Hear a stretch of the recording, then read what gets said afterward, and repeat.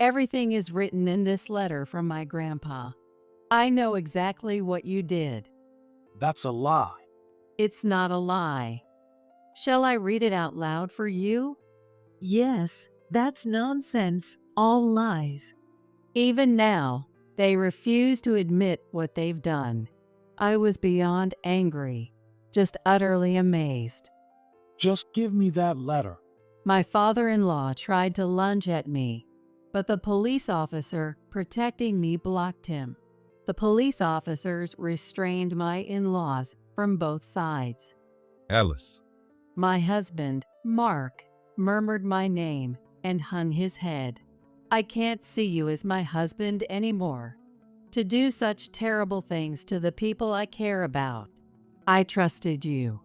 I managed to say this much, but the rest of my words turned into sobs, and I couldn't continue. My name is Alice Smith, 52 years old.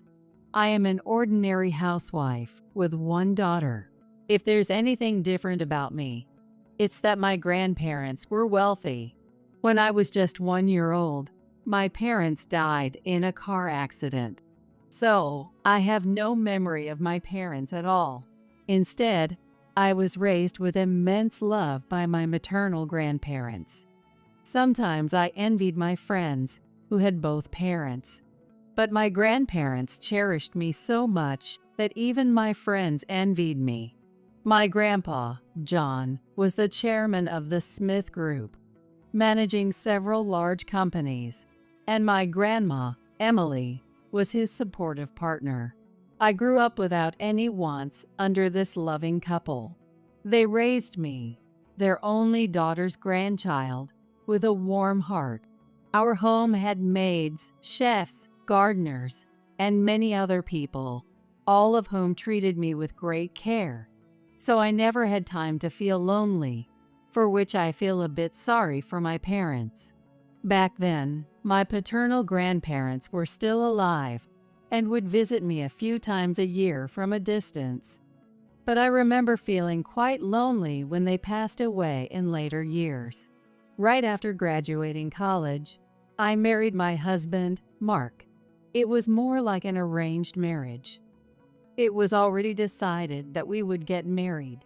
I will marry someone suitable to take over my grandparents' company, I thought from a young age, and Mark was truly perfect in that regard. My grandparents chose him with all their might to ensure my happiness. Mark moved into our family as the spouse of the heiress. I had no complaints and was satisfied with this marriage. I can say that my married life with Mark was happy.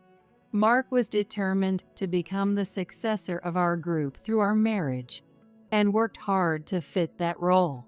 People who saw our marriage as a strategic one wouldn't understand, but we truly came to trust each other. It wasn't a passionate love like a romantic marriage, but we quietly and firmly nurtured our love as a couple, seeing each other as irreplaceable. Well, that's how I felt. However, the one thing that troubled us was that we couldn't have children easily. My mom and grandma both married young and had daughters at the age of 20. I wanted to have children as soon as possible, like them. But I followed my grandparents' advice to at least graduate college. So I married Mark at 22 after graduating. Finally, at 29, 7 years after our marriage, we were blessed with our only daughter, Hillary. Hillary was so adorable, and as a couple, we cherished her just as my grandparents had cherished me. Hillary is really my only weakness.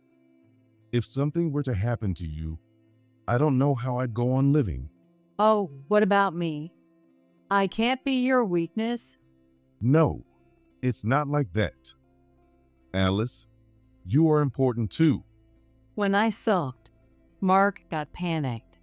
When I stopped teasing and laughed, Mark looked relieved.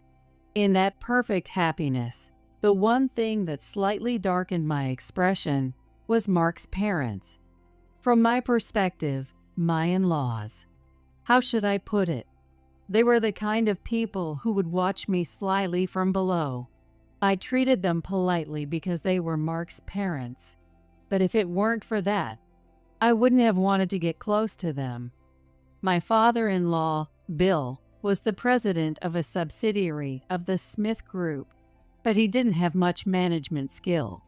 He had run the company he inherited from his parents into the ground and had to beg my grandpa for help, barely keeping it afloat. My grandpa used to say, if he weren't Mark's father, I'd remove him from his position, considering it a mistake. And my mother-in-law, Lisa, was just as unpleasant, always cozying up to me whenever something happened. Alice, there's a party at George's company, and I need to attend, but I don't have a suitable bag. She would hint at wanting something like that. Mark told me not to bother with her, but I always ended up giving her some kind of gift. Well, thank you so much. You don't have your mother around, Alice, so you can always rely on me as your real mother. Even when she said that, she didn't seem like a mother to me, and I always sighed secretly. I've been married to Mark for 30 years. Except for my in-laws, it's been truly peaceful and happy days. Our daughter, Hillary, has grown up beautiful and straightforward. She graduated from college and is now helping with the company at 23. She's at that age. I thought about finding someone suitable for her as the next successor of the Smith Group. That's so old-fashioned. I'll marry someone I choose. I was happy marrying your father. Just because it's arranged doesn't mean you can't meet a good person. Of course, I love Dad, but I want to explore my own possibilities more. And I want to be happy with the person I meet at that time. Is that so wrong? Even when I suggested arranged marriage to Hillary, she brushed it off. At such times, my in-laws brought a marriage proposal for Hillary. The suitor was none other than Mark's brother, George's son. George himself is a good man, and there's no problem with him. However, he's 5 years older than Mark, had children earlier than us, and his son is much older than Hillary. Moreover, I heard that even at 35, he is still single because he resembles his grandparents more than his parents and gets rejected even when there's a marriage proposal. He also holds an executive title at his grandparents' company, but does nothing and just plays around. It's a good proposal, isn't it? This will strengthen our family ties. Yes, they're a perfect match. Being cousins, it's great. Not at all. Even if Hillary herself wanted to marry this man, I would oppose it. I leave Hillary's marriage to her.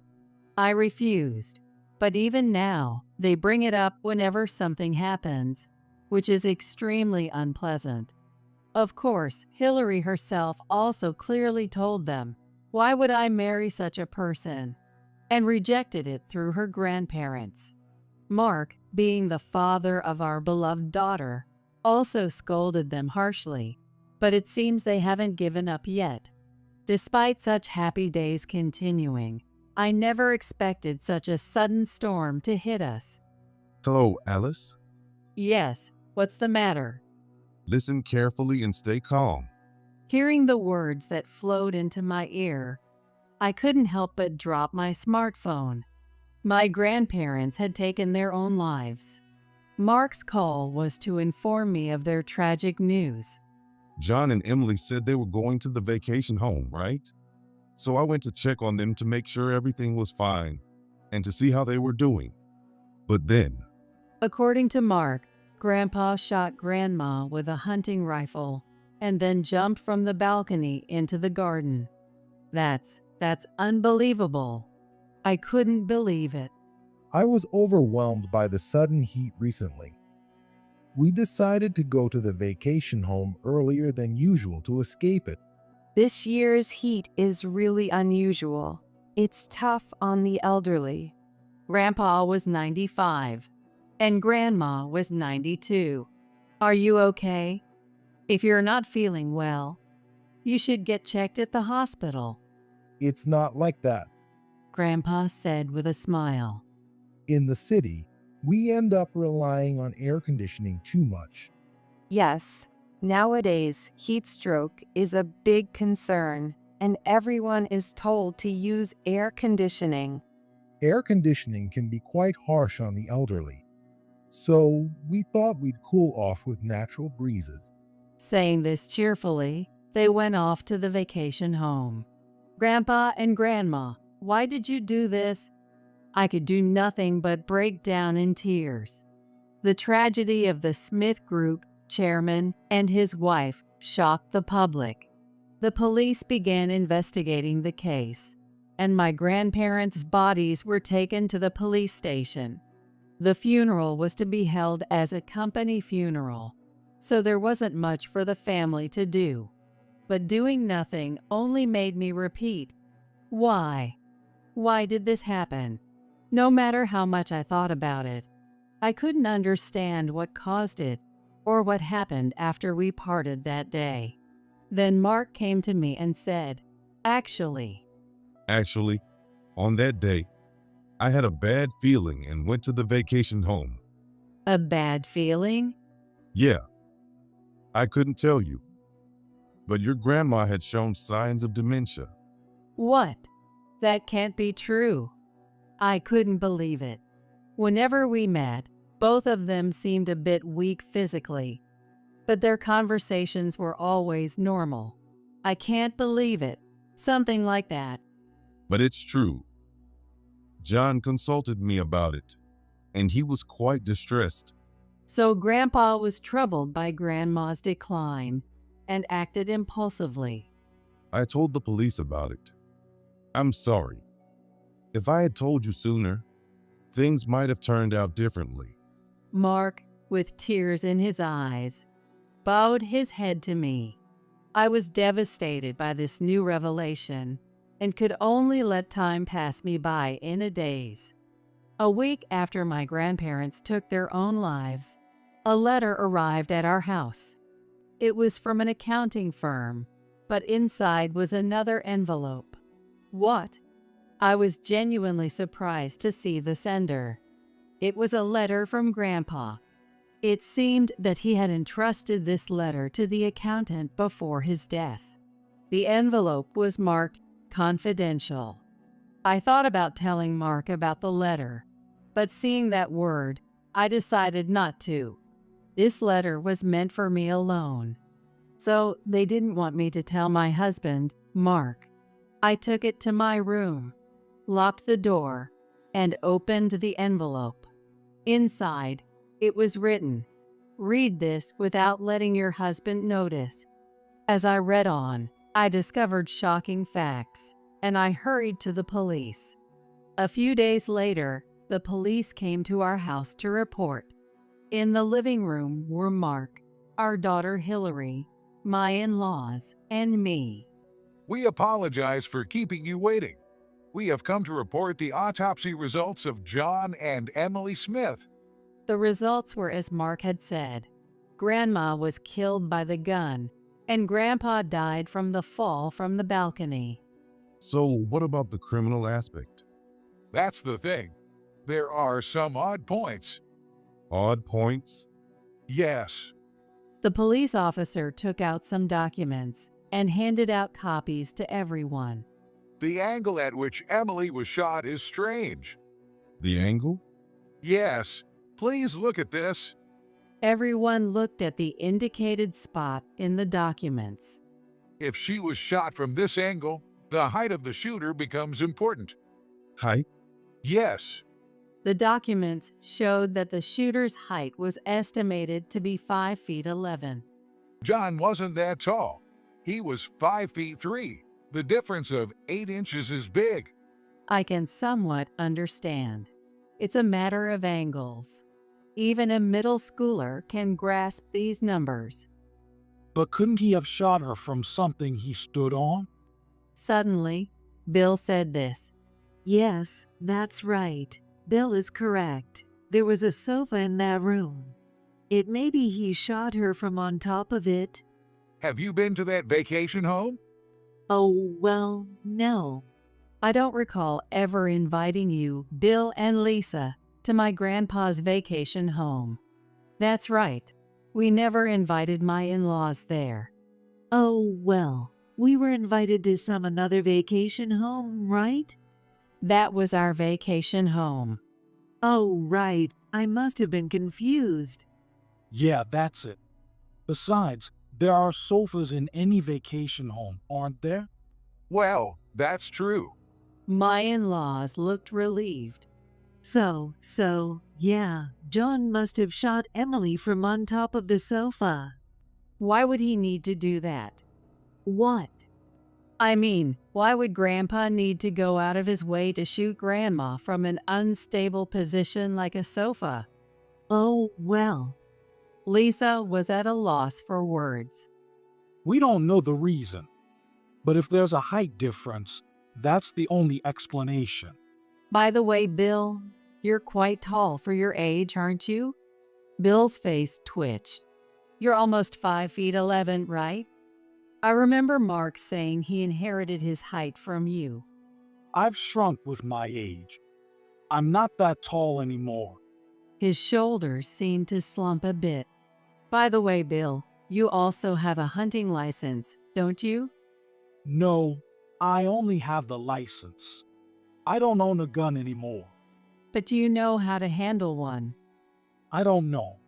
Bill turned pale and started shaking. Everything is written in this letter from my grandpa. I know exactly what you did. The contents of my grandpa's letter were as follows. My in-laws were pressuring my grandparents to retire. They threatened my grandparents, saying if they didn't retire and hand over the chairmanship to Mark, they would suffer. And it also says here, if you are reading this letter, it means those two have done something to us. When I said this, Bill hastily denied it loudly. That's a lie. It's not a lie. Shall I read it out loud for you? Yes, it's all nonsense, lies. Even now, they refuse to admit what they've done. I was beyond angry, just utterly amazed. Just give me that letter. Bill tried to lunge at me, but the police officer protecting me blocked him. The police officers restrained my in-laws from both sides.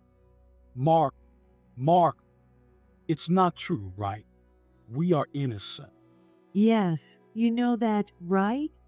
My in-laws desperately called out to Mark. Dad and Mom, just stop. Mark, still seated, quietly told his parents. It's over. Everything is known. You can't keep hiding it. It's a lie. I didn't do it. Yes, it was my son Mark who did it. Yes, our son is trying to frame us for his crimes. My in-laws were trying to pin their crimes on their own son to escape punishment. You can tell your story at the station. The police officers escorted my in-laws out of the room. You lied to me too. I'm sorry. I trusted you. Alice. My husband, Mark, muttered my name and dropped his head in defeat. I can't see you as my husband anymore. To do such terrible things to the people I care about. I trusted you. I managed to say this much, but my words turned into sobs, and I couldn't continue. Are you admitting to being an accomplice? Yes, I'm sorry. As Mark was about to be taken away by the police, Wait, please. Hillary called out to the police officer. My dad had nothing to do with this. Mom, there's proof. Dad didn't do it. Hillary. I thought Hillary was just trying to protect her dad, and it made me cry even more. Hillary, it's okay. No, it's not. I overheard something. That's why Dad isn't involved. Hillary seemed confident. What proof? Here, the time of the crime. At that time, my dad was still at home. Are you sure? Yes. Hillary nodded firmly. That day when I got home, I heard my dad talking on the phone. I don't know who he was talking to, but he was very shocked. Hillary explained to the police officer what she had overheard. My dad said, "What have you done?" Then, after listening for a while, he said, "No, Hillary, but..." Something like that. Hillary, you say? Yes. I was listening because I thought it might concern me, so I'm sure. It takes at least 2 hours to get from here to their vacation home, even if you rush. So, my dad couldn't be involved. I looked into Hillary's eyes. Those eyes were not protecting her dad or lying, they said. Anyway, we still need your husband to come to the station and talk. Mark was escorted out of the room by the police, following his parents. After the police investigation, it was revealed, as the letter stated, that my in-laws had been persistently pressuring my grandparents to hand over the chairmanship.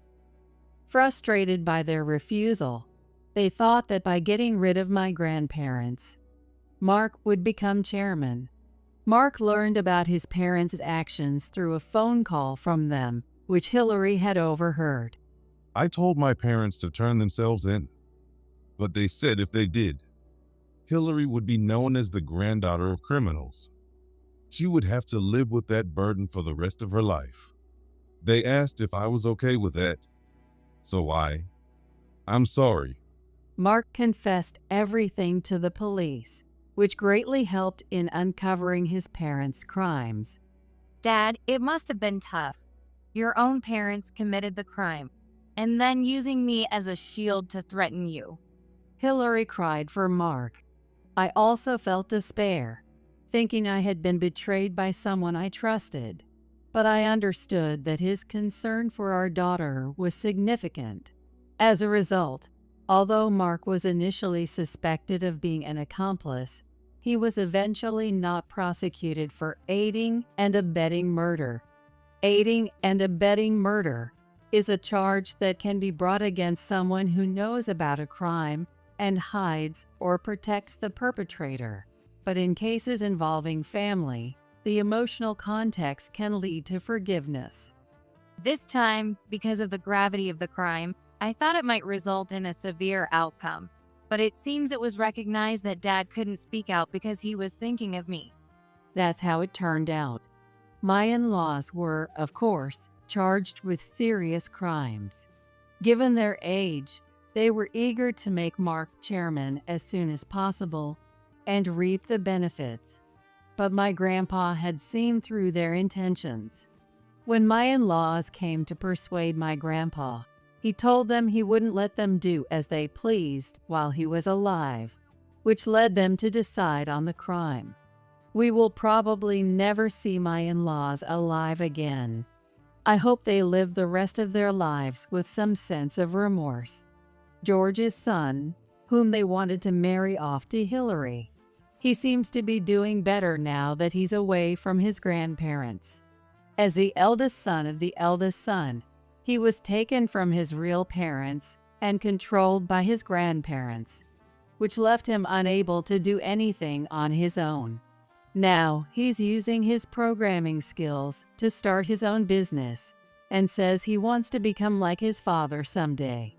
Mark wasn't charged, but he couldn't stay with the company, so he stepped down.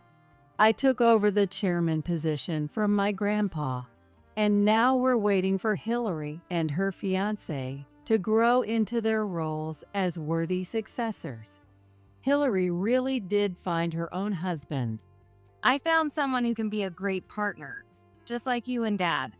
So she told us this proudly. We were surprised, but the young man was so impressive, and his parents were equally remarkable, that we felt we could entrust our beloved daughter to him with peace of mind. Will you wait for me until that day? I don't expect John and Emily to forgive me for my mistakes by taking care of you and Hillary from now on. But thank you, Alice. Mark is now my shadow, supporting me. When Hillary becomes independent, and I can finally lay down my heavy burdens, well, I'd like to fall in love with you then. Don't you think we could have that kind of second life? When I said that, Mark just smiled silently. I'm kicking my wife out next week. Great. Finally, the three of us can live together in that house. My husband and his mistress were talking happily. I was listening to them, holding my breath from behind a partition. My name is Emily. I'm an office worker in my late 20s. I met my husband, Jake, through a friend, and we quickly decided to get married. But after the wedding, Jake's attitude became distant. Even when he was home, he was always on his phone, and he seemed increasingly absent-minded. He started neglecting his share of the housework, and when I pointed it out, he looked annoyed. I wanted children, but Jake spent less and less time at home, and we became sexless during what should have been our honeymoon phase. I see. It's been tough for you since the wedding, huh? I endured this life for about 2 years before finally consulting my older sister. How about this plan to check Jake's feelings? My sister suggested a plan, and I decided to go along with it. Jake, I actually won a pair of tickets for a fancy dinner. Would you like to go together? I said this and showed Jake the tickets. We haven't gone out together in a while, so how about it? All right, fine. I'll hold on to the tickets. I handed the tickets to Jake as he suggested. The tickets specified the place and date. On the day of the dinner, while I was getting ready, Jake called me from work. Sorry, I just got an urgent business trip, so I won't be able to come home tonight. I'll make it up to you, so please cancel tonight's dinner. Do you really have to go? Of course, it's work, so don't complain. Jake yelled and hung up the phone. Dressed for dinner, I left the house. My destination was the restaurant where I was supposed to go with Jake. My sister and I arrived at the restaurant a bit earlier than the time Jake and I were supposed to be there. After a while, someone was shown to the table next to ours behind a partition. We held our breath and stayed quiet, and then I heard a familiar voice. I'm so happy to have dinner in such a lovely place. Thank you, Jake. I'm glad you like it, Kate. It was Jake's familiar voice and Kate's voice, which I hadn't heard in a while. I knew it. I am the middle of 3 sisters, and Kate is the youngest. Kate always wanted whatever we had. She even took my stuffed animals, toys, and once, even my boyfriend. I didn't want Kate and Jake to meet, but it was hard to avoid completely once we got married. My younger sister Kate is always wanting anything that belongs to me or my older sister, so I'm actually worried about introducing her to Jake. When I confessed my concerns to Jake before the wedding, Don't worry. I'm only into you, Emily. he brushed it off lightly. After Kate and Jake first met at the wedding, my older sister Martha and I kept an eye on Kate, but they didn't seem to interact much then. However, Kate had indeed approached Jake and started an affair with him. Even though I wasn't sure if the mistress was Kate, I suspected Jake was having an affair. So, Martha's plan was, Let's give Jake these fancy dinner tickets and see if he's cheating. that was what it was like. Martha prepared 2 sets of pair tickets. If Jake lied and used the tickets, we'd be able to sit next to them. If Jake used the tickets with me, I could still have hope for our marriage. If he was really working late, there's nothing I could do. But Jake was indeed having an affair, and with my younger sister, Kate. Martha was furious, but she kept quiet. The 2 of them were talking loudly and happily, and I thought I could hear a child's voice occasionally. We couldn't see each other due to the partition, but maybe Kate had brought her child. I hadn't known that Kate had given birth while we were out of touch. I'm kicking my wife out next week. Great. Finally, the three of us can live together in that house. I heard them say this and lowered my head. Not because I was shocked, but because I almost burst out laughing. What a ridiculous thing to say. From the moment they appeared, I had made up my mind.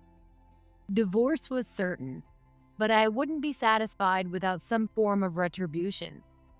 We ate our meal in silence.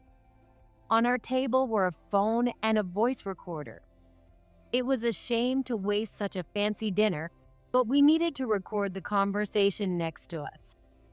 Luckily, the two of them were so engrossed in each other that they didn't notice our silent table. I'm grateful to you, Kate. Thanks for having my adorable child. I'll be divorced soon, so please wait a little longer. I'm so happy. If I can marry you, Jake, I'll wait. You're amazing, Jake. So wonderful and such a high earner. Thanks for the gift. Apparently, Jake was spoiling Kate with gifts. Jake was stingy with our household expenses, so we each paid separately. Even though he was sexless with me, he had a child with Kate. After thoroughly enjoying their meal, they left. It's unfortunate that my money ended up satisfying them. Martha joked after we finished recording. Don't worry, we'll get it back tenfold. I replied with determination. The weekend after that fancy dinner, Jake slept in the bedroom until almost noon. I didn't wake him up, but he must have noticed the house was noisier than usual. He came downstairs in his loungewear, looking grumpy. Damn, it's so noisy, I couldn't sleep well. What's going on here? Jake complained as he came down and looked around the house, mouth agape. You were sleeping till nearly noon, and you say you couldn't sleep well? What's happening here? Jake finally managed to say, Can't you see? We're moving out. What? Jake yelled in response to my answer. What's going on? I wasn't told anything about this. I didn't tell you anything, I said calmly, and Jake glared at me. Hey, you're moving out without saying anything to me? Are you kidding? This is my house too. Oh, weren't you planning to kick me out this week? I thought I'd save you the trouble. Jake stiffened at my words. What are you talking about?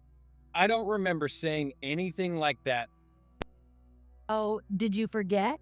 It was just last week, I said with a smile, and Jake's face twisted. He seemed to remember something. What are you talking about? I cut him off. Oh, look, it seems your guest has arrived. I pointed to the sound of a car stopping outside. Looking towards the entrance, I saw Martha bringing Kate inside. What do you mean, guest? I haven't seen Kate since the wedding. Ignoring Martha, Jake tried to act clueless about Kate. This was already incriminating enough. Jake, you're already packing for the move? Kate ran to Jake, talking cheerfully and pressing her body against him. Jake tried to distance himself from Kate, aware of my presence, but Kate didn't seem to notice and clung to him. Kate, what are you talking about? Well, what do you mean? You said we'd live together after kicking out Emily.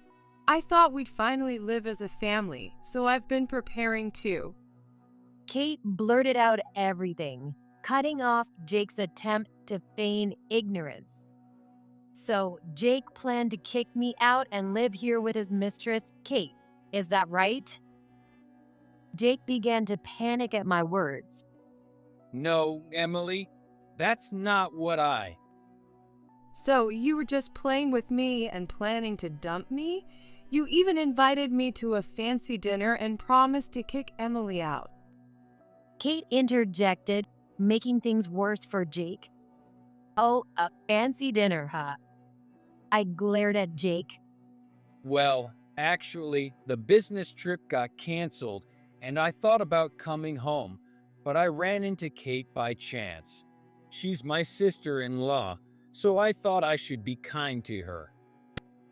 Jake's excuses became more pathetic.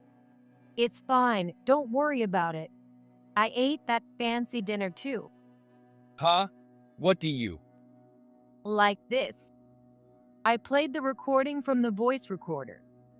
It captured their entire conversation, laughing and mocking me, and planning to kick me out and marry Kate.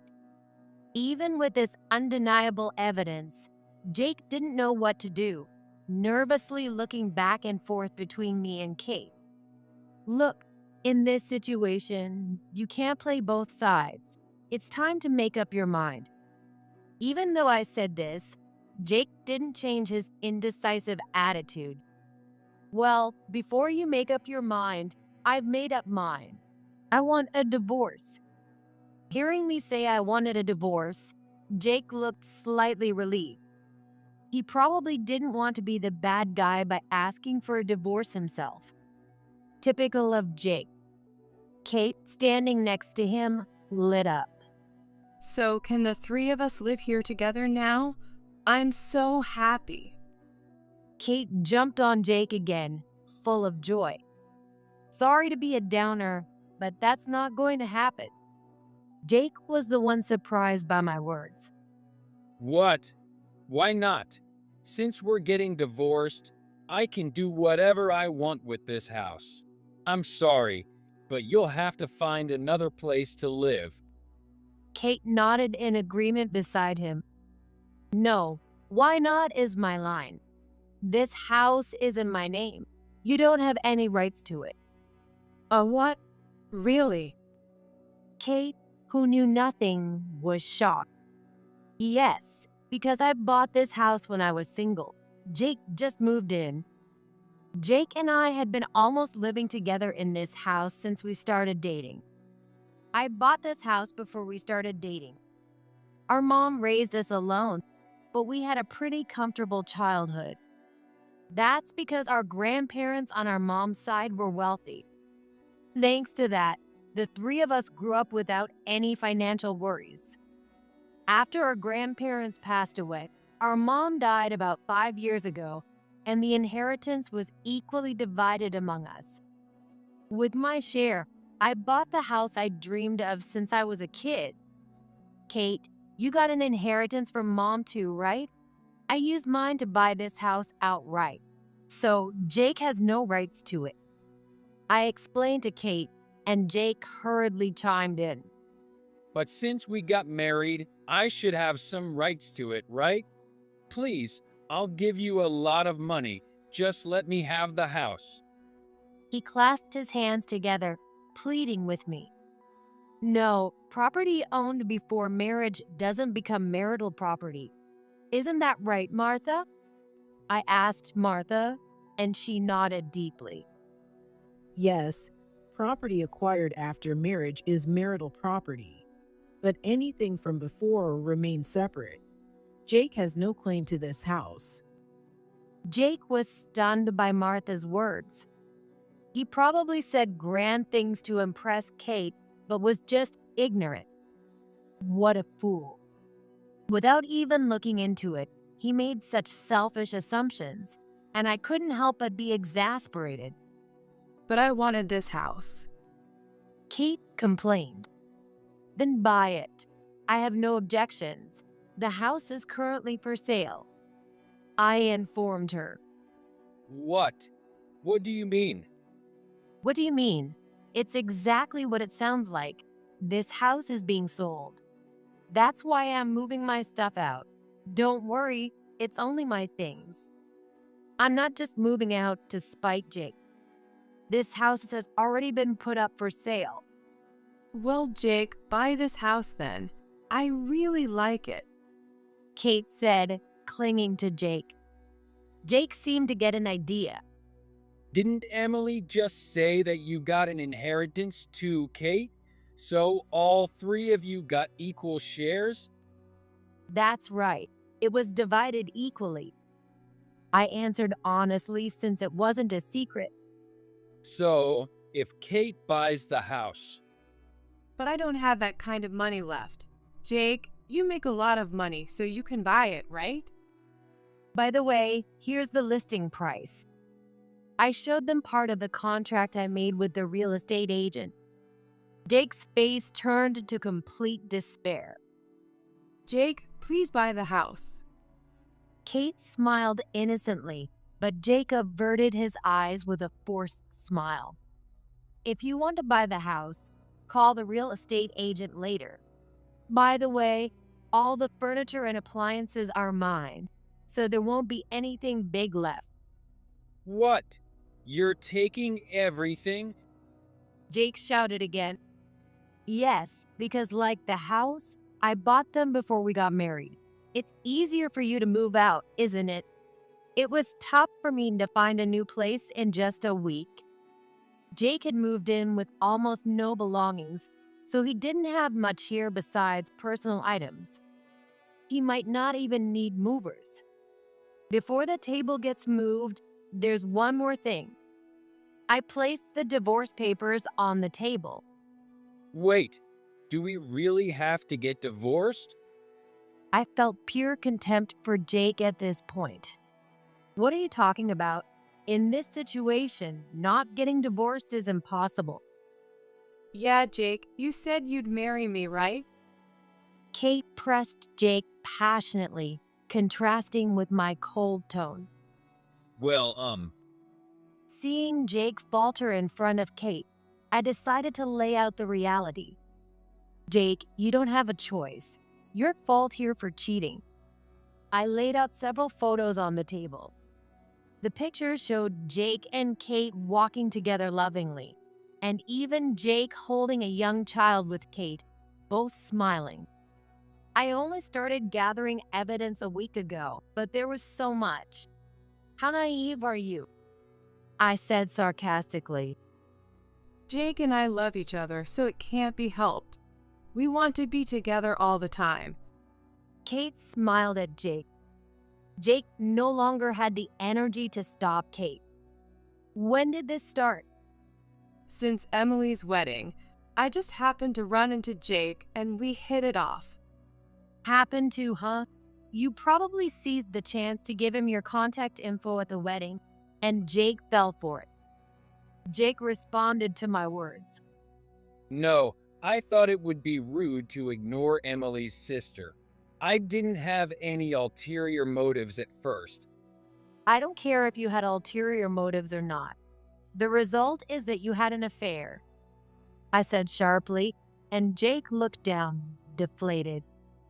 Don't be mean to Jake. Maybe he wanted to escape because of your personality. Kate pretended to comfort Jake while taking a jab at me. She smirked at me. In my teens, this might have hurt, but in late 20s, it doesn't faze me.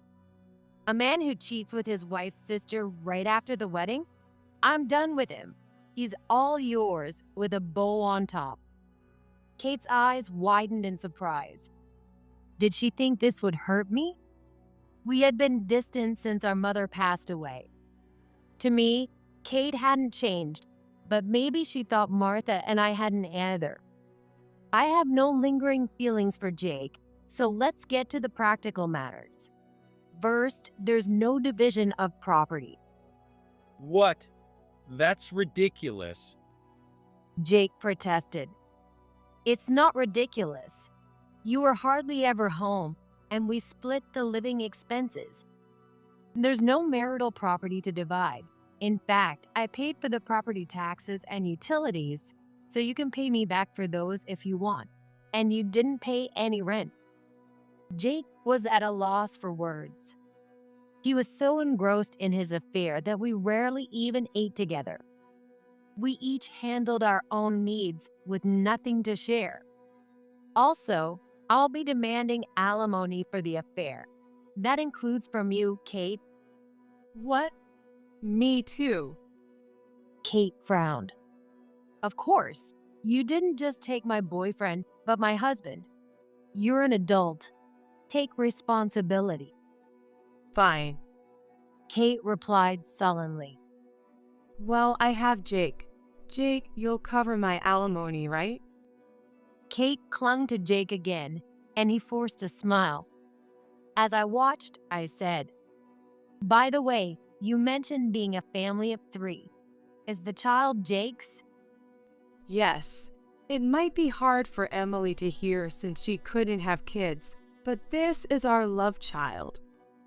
Kate said triumphantly, but I didn't react. Then it's a secret child. That means higher alimony. I said calmly. Why? The child isn't at fault. Kate yelled. No, the child isn't at fault. I'm talking about your fault. You'll pay for the sin of having a secret child with a married man. Since Kate kept saying nonsensical things, I sighed and said, anyway, but we need to discuss these financial matters, but I don't want to see you again after today. From now on, communicate with my lawyer. Lawyer? Martha stepped forward in front of the 2 bewildered faces. Hello, I'm the lawyer hired by Emily. What? You're kidding. Jake shouted in surprise, and Kate looked equally shocked. No way. You're a lawyer? You never mentioned anything like that. We've been distant, so there was no reason to tell you. Here's proof. Martha showed them her lawyer's badge attached to her jacket. You can also look up my name online. Lawyers' names are always listed. Jake hurriedly searched on his phone and found her name, looking stunned. It's true. Her name is listed. He mumbled, and Kate was even more surprised. So, don't contact me anymore. If you need anything, talk to Martha. Martha placed her business card on the table, and I headed for the door but turned back to Jake and Kate. If you want to buy this house, go ahead. If not, move out within a week. I left the house with those words and headed to my new place alone. A month after Jake's affair and the moving fiasco, I went out for dinner with Martha. Tonight's on me. It might not be as fancy as that dinner. Oh, you didn't have to. You paid me generously. We enjoyed our conversation for a while. Thanks for filing the divorce papers so quickly. It's my job. But are you sure? To lower the alimony a bit in exchange for getting the divorce papers signed right away. You were likely to get close to the full amount you asked for in court anyway. Martha looked worried. It's fine. I wanted it over quickly. Even the reduced amount is a big hit for them. It was indeed a significant blow to both of them. Kate came to my office the other day. She didn't tell Jake. I tilted my head, wondering why Kate would do that. What do you want? The alimony was settled, and you have no business with me or Emily.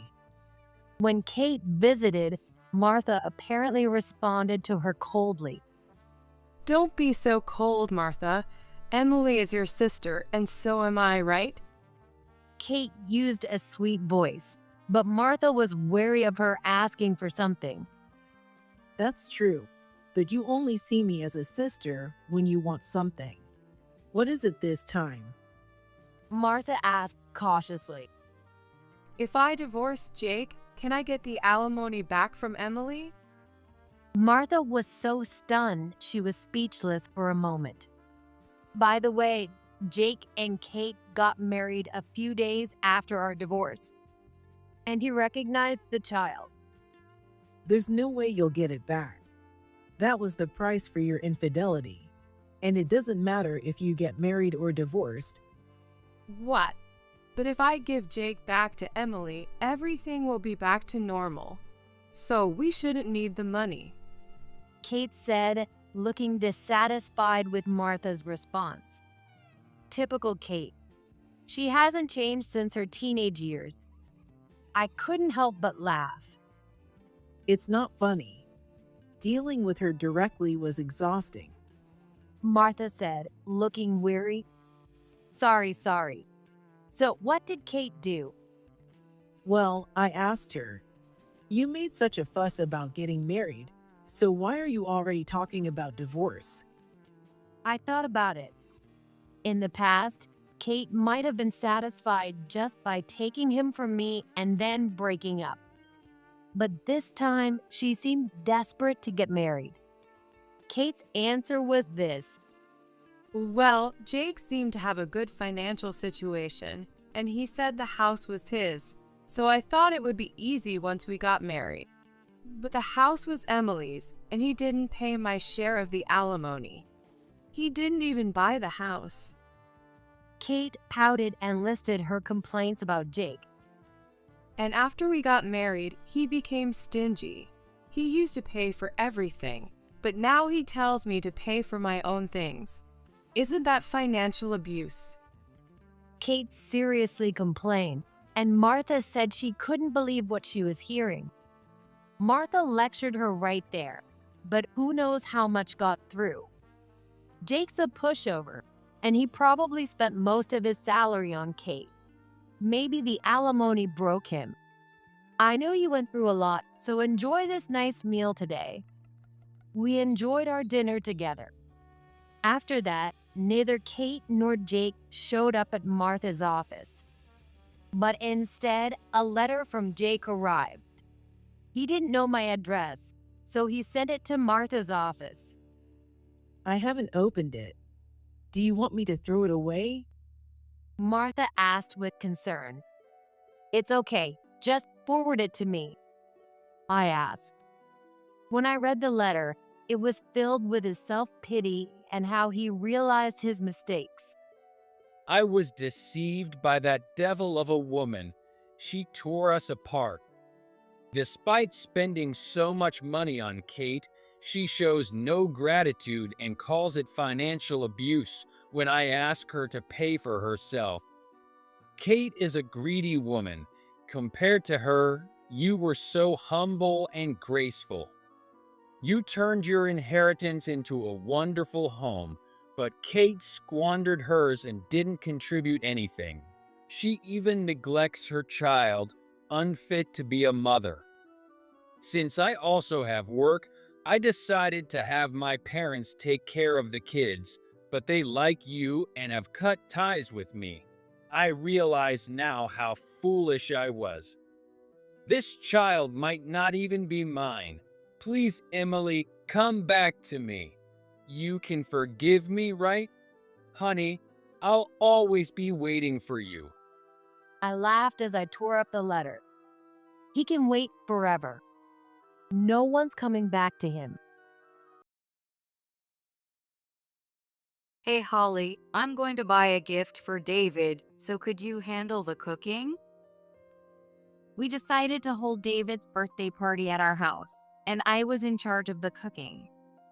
That day, Amanda showed up unusually cheerful and made this suggestion to me around noon. Please make some delicious food. Amanda requested. Then she said, I'm going to use the bathroom, and left the room. It was obvious from her attitude that Amanda didn't think very highly of me. She had been harassing me in various ways, and I even consulted my husband, Keith, about it. However, Keith wouldn't listen to me. Instead, he took Amanda's side and scolded me for overthinking. At that moment, I noticed Amanda sneaking around in the kitchen, fiddling with something. But I ignored it, thinking she was just playing another prank. After that, Amanda left for shopping, still in a good mood as if nothing had happened. Actually, Amanda secretly made some elaborate arrangements.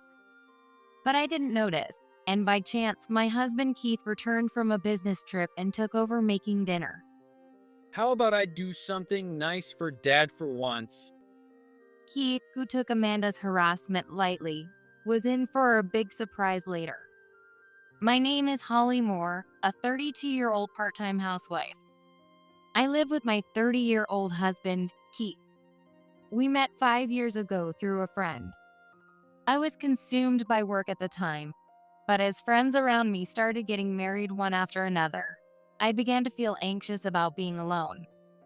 I just don't have any opportunities to meet guys, commuting between work and home. My workplace was full of either married people or older singles, so there was no way for me to meet someone I could imagine marrying. I vented this frustration to my friend, Janet. There's a guy at my office who's looking for a girlfriend. He's really fun. You should meet him. That's how I got introduced to Keith. As Janet had said, Keith was good at conversation and had a great sense of humor, and we hit it off right away. So, you're a systems engineer, Holly? Yes, I spend all day in front of a computer working. It's quite dull. Well, how about we go see a movie sometime? Keith suggested, smiling, and started talking about his favorite movies.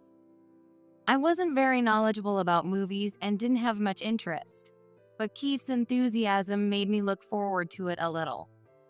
Keith chose a romantic movie, and after watching it, I was completely wrapped up in a romantic mood. Seeing me like that, Keith smiled happily. Actually, I love romantic movies, but it's hard to find someone who shares that interest. I'm glad you enjoyed it, Holly. While I didn't have any prejudice, I thought it was a bit unusual for a guy to like romantic movies. I thought guys generally preferred action movies. When I said that, Keith frowned slightly. Well, action movies aren't bad either. He then went on to talk at length about the charm of romantic movies. Watching him passionately talk about something he loved, I found it endearing. Seeing Keith so enthusiastic about something he loves made him seem almost dazzling to me. And that's how we started dating, thanks to that movie date. Keith also lent me various novels that the movies were based on, greatly expanding my interests. We spent weekends watching movies at each other's places and discussing our thoughts. We had such enjoyable days together. And within less than a year, we promised to marry each other. I want to keep having fun with you like this, Holly. Yeah, me too. I want to be with you forever, Keith. I was confident that we could build a bright and happy family together. With that belief, I married Keith. However, reality wasn't so sweet. First, Keith chose a second-hand house near his parents' home as our new residence. The house was a rental and quite old, which was enough to dampen my newlywed spirit. This place is close to my parents' house, and it's also near both of our offices. It's perfect, right? Keith, who had decided on the place without consulting me, said this with a big smile. I was stunned, but then something even more surprising happened. Keith's mother, Amanda, who lived nearby, started visiting our house frequently right after we got married. And Amanda, while looking around the house with me, let out a big sigh. This place is kind of old. Was she talking about the house or me? Amanda didn't seem to like that I was older than Keith. Can I really expect to see grandchildren with this situation? Amanda sighed again while saying this. But at that time, I wasn't thinking much about having kids. Keith and I were both still in our 20s, and I figured we'd have kids eventually without rushing. However, a year, then 2 years passed after our marriage, and we still hadn't had any children. By then, we started to feel a bit anxious. I had continued working even after getting married, and I began to wonder if my busy schedule was one of the reasons we weren't having kids. So I made a decision. Hey, I've been thinking maybe I should go freelance and change the way I work. I suggested this to Keith. By going freelance, I could work from home and manage my workload. While it might be a bit less stable than a corporate job, it could also potentially increase my income. And most importantly, it would give me more time to spend with Keith. Fortunately, Keith's income was stable. I figured I could stay home until the kids were a bit older, and then we could both work hard again. I thought my idea was brilliant, but Keith looked a bit displeased. So, you're saying we'll rely on my income until your freelance work stabilizes? I was a bit annoyed by Keith's words. We had always pooled our incomes for household expenses. Keith paid the rent, but I covered all other living expenses and groceries.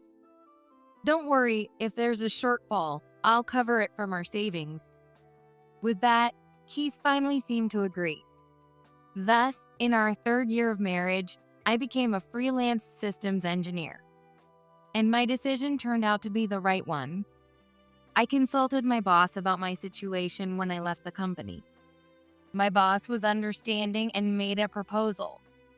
We highly value your skills as an SE, Holly. Would you consider continuing to work for us as a contractor?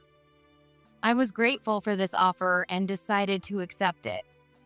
As a new freelancer, I managed to reduce my workload and spend more time on housework and with Keith. However, Amanda interfered again. She misunderstood my staying home as having quit my job. Can't have kids, and now you're planning to leech off Keith by becoming a housewife? Amanda started accusing me like this. No matter how much I explained that I worked from home, Amanda just didn't understand. How can you make any money with a job you do at home? Amanda treated me as if I were unemployed. Even when Amanda criticized me, Keith didn't defend me at all. After getting married, I realized that Keith and Amanda were unusually involved in each other's lives. In contrast, Keith's father, David, was indifferent to both of them. When I went to introduce myself before our wedding, David did nothing to stop Amanda's snide remarks.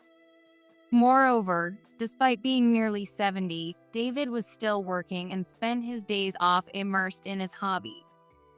With David not around, Amanda interfered even more with Keith and me. Living close by and taking advantage of my being at home, Amanda visited our house almost every day. At some point, Keith even gave Amanda a key to our house. Amanda used it to enter our home uninvited, staying all day and even taking a shower before leaving. Yet Keith didn't say anything about it. Isn't it great that Mom is helping with the housework for you?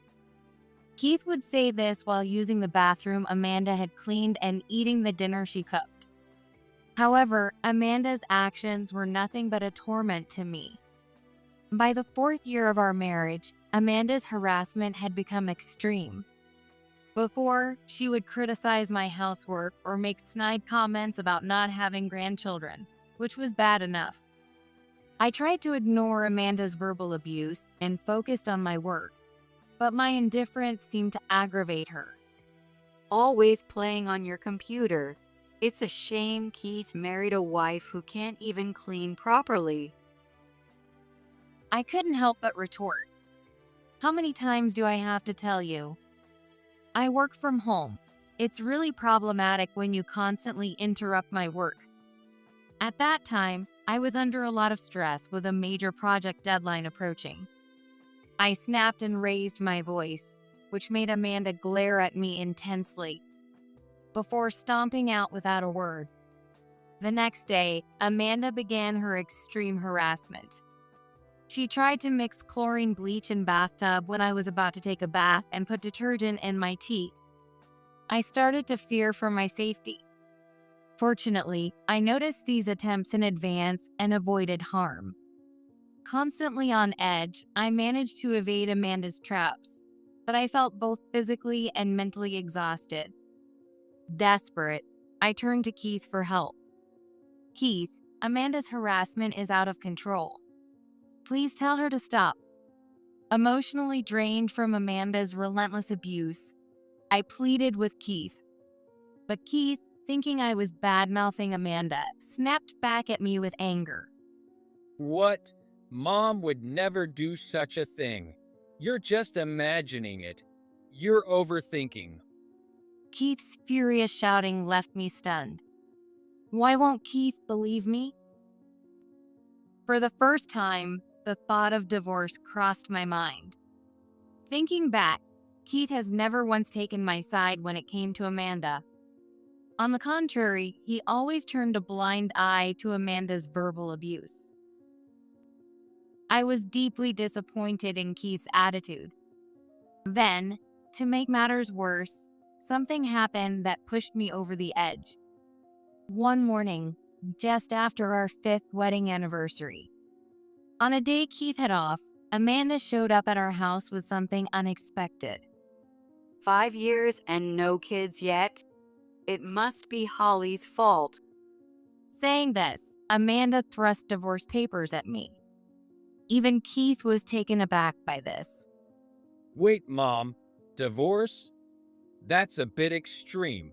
We'll figure something out. He managed to send Amanda away. In reality, I had been seeing a gynecologist for a long time. Despite multiple attempts over the past 5 years, we hadn't been blessed with children. Initially, I thought I might be the problem, so I got tested. However, nothing was found to be wrong with me. At that time, the doctor had suggested Keith come in with me for the next visit, but Keith stubbornly refused. I'm only 25. There's no way I have a problem. It'll happen eventually. Keith, who was now 30, had said, "Hey, maybe we should get tested again." Keith reluctantly agreed to my suggestion. Amanda bringing the divorce papers must have made him realize the urgency. So, a few days later, we went for another test together. It turned out that Keith was the one with infertility issues. The doctor suggested starting with hormone therapy. They recommended stabilizing Keith's condition before moving on to the next stage of treatment. Hearing this, Keith's face contorted as he pleaded with me. Holly, please don't tell Mom about this. Keith's voice was almost tearful. I'll tell her not to interfere about the kids. If she finds out it's my fault, I don't know what she'll say to me. Keith's desperate plea made me feel a bit sympathetic. I decided to keep Keith's infertility a secret from his parents. So, Keith and I began serious infertility treatment. Since then, Keith did confront Amanda. We've started infertility treatment. We'll make sure you get to hold your grandchild, so please support us. Keith said confidently, making Amanda smile with delight. I thought it was hopeless, but thanks to my tough love, you got motivated. Amanda said this, smirking at me. Holly, your time is running out, so you'd better do your best. With that, Amanda stopped pushing me about grandchildren when Keith was around. But when Keith wasn't there, Amanda would say things like, "So it's because of your infertility that you can't have kids," which was completely off the mark. I started to get increasingly irritated by Amanda's almost daily snide remarks. I couldn't help but plead with Keith. Amanda seems to have misunderstood that I'm the one who's infertile. Can you please talk to her again? Keith looked at me with annoyance. Can't you handle that yourself, Holly? Didn't I already explain it to her? Besides, we're undergoing infertility treatment. Once we have a child, Mom won't have anything to complain about. Keith said this selfishly, not taking my plea seriously. Moreover, Keith started staying away from home, saying it was to earn money for fertility treatments, but it seemed more like he was trying to avoid getting caught between Amanda and me. Amanda's snide remarks, verbal abuse, and extreme harassment intensified. As I was troubled by Amanda, a shocking incident occurred. One day, I checked the mailbox. There was a letter addressed to Keith from a credit card company that had never sent us mail before. Surprised and with a racing heart, I stared at the envelope. Keith usually preferred cash and rarely used his card. Could it be the medical bills for the infertility treatment? With this thought, I gently opened the envelope. Keith seldom checked the mail himself. When I had handed him his mail in the past, he had said, "Can you handle these little things, Holly?" Since then, I had managed the mail. Remembering this, I looked at the credit card statement inside. It clearly listed names of establishments that were obviously nightclubs and adult entertainment venues. Moreover, there were several purchases in the $1,000 range. Wait, could this mean? Yes, Keith had been spending money on women at these places. I was stunned by this fact. Gradually, a simmering anger welled up inside me. Keith had been betraying me behind my back. While I felt my life was in danger due to Amanda, Keith dismissed it as my imagination and did nothing. While I endured Amanda's baseless verbal abuse, Keith was out spending money on women. Was there any point in continuing this marriage? I immediately answered my own question. No, there wasn't. I saw no benefit in staying married to Keith for another day. I was disillusioned by Keith's actions and decided to divorce him. One day, Amanda contacted me, suggesting we celebrate David's birthday at our house. Keith happened to be on a business trip, so Amanda proposed having the celebration with just the three of us. Honestly, I didn't want to deal with Amanda any longer, but since this would be the last time, I reluctantly agreed. That day, Amanda showed up unusually cheerful and made the suggestion to me around noon. Hey, Holly, I'm going to buy a gift for David, so could you handle the cooking? Please make something delicious. Amanda requested. Then Amanda said, "I'm going to use the bathroom," and left the room. At that moment, I noticed Amanda sneaking around in the kitchen, fiddling with something. I thought she was probably just putting something strange in a drink again and ignored it. After that, Amanda left for shopping in a good mood as if nothing had happened. Just after she left, Keith came home saying his business trip had been canceled. Keith, for some reason, was in a great mood and said to me, "By the way, we're having Dad's birthday party here today, right? I remembered Mom mentioned it before." When I told him I was about to go shopping for it, he got even happier and said, "Oh, really? Well, let's do something nice for Dad for once." For a moment, I remembered Amanda fiddling in the kitchen and felt a little concerned. But I figured it was just the usual prank with a drink and decided to go out. After all, Keith had scolded me before for being too paranoid. If Keith noticed Amanda's harassment, that would be a good thing. I asked Keith to start preparing dinner while I went shopping. I never imagined that decision would lead to such an irreversible event. I went to the local grocery store to buy dinner ingredients. Since Keith had come home, I bought a bit more than usual, which took more time.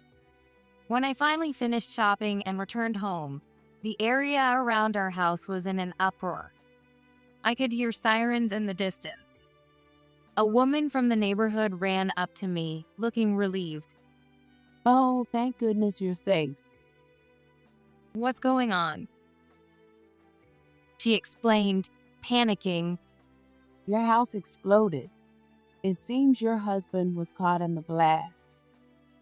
According to her, neighbors heard a noise like an earthquake and saw smoke coming from my house. They quickly called the fire department. I rushed to the house. Firefighters who were around my house stopped me, saying, "Stay back. It's dangerous." "I'm the resident here. My husband should be inside. Where's Keith?" "He's over here." Keith was being loaded into an ambulance. He was limp and unresponsive. Then I heard Amanda screaming from behind. Why is Keith hurt? It was supposed to target Holly.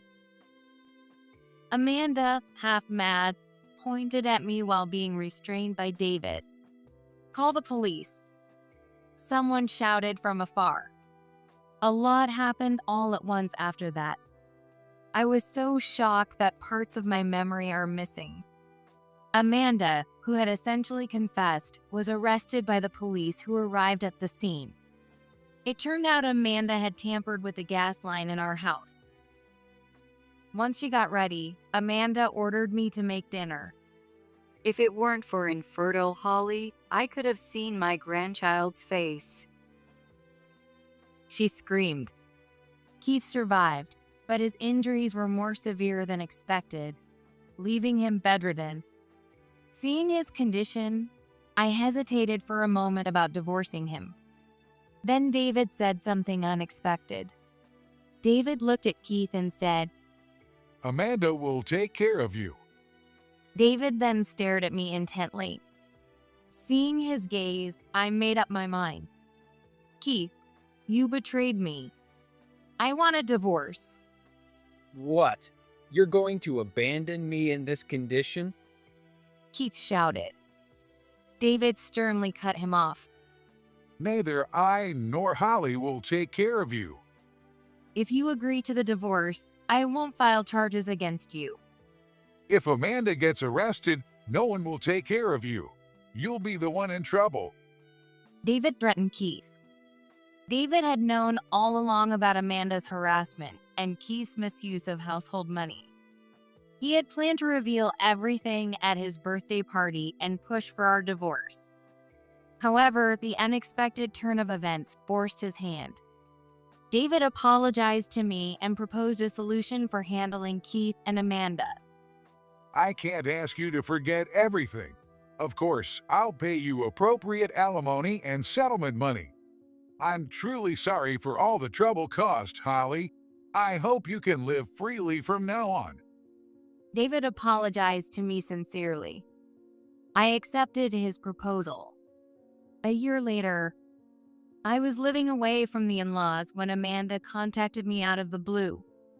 Amanda, in a weak voice, apologized. I'm sorry about that time. It turns out Keith deceived me too. Amanda explained that Keith had told her I was a spendthrift, which fueled her dislike for me. Moreover, Amanda had been giving Keith money from her retirement funds, believing he was broke. But over the past year, she had discovered that Keith was the real spendthrift.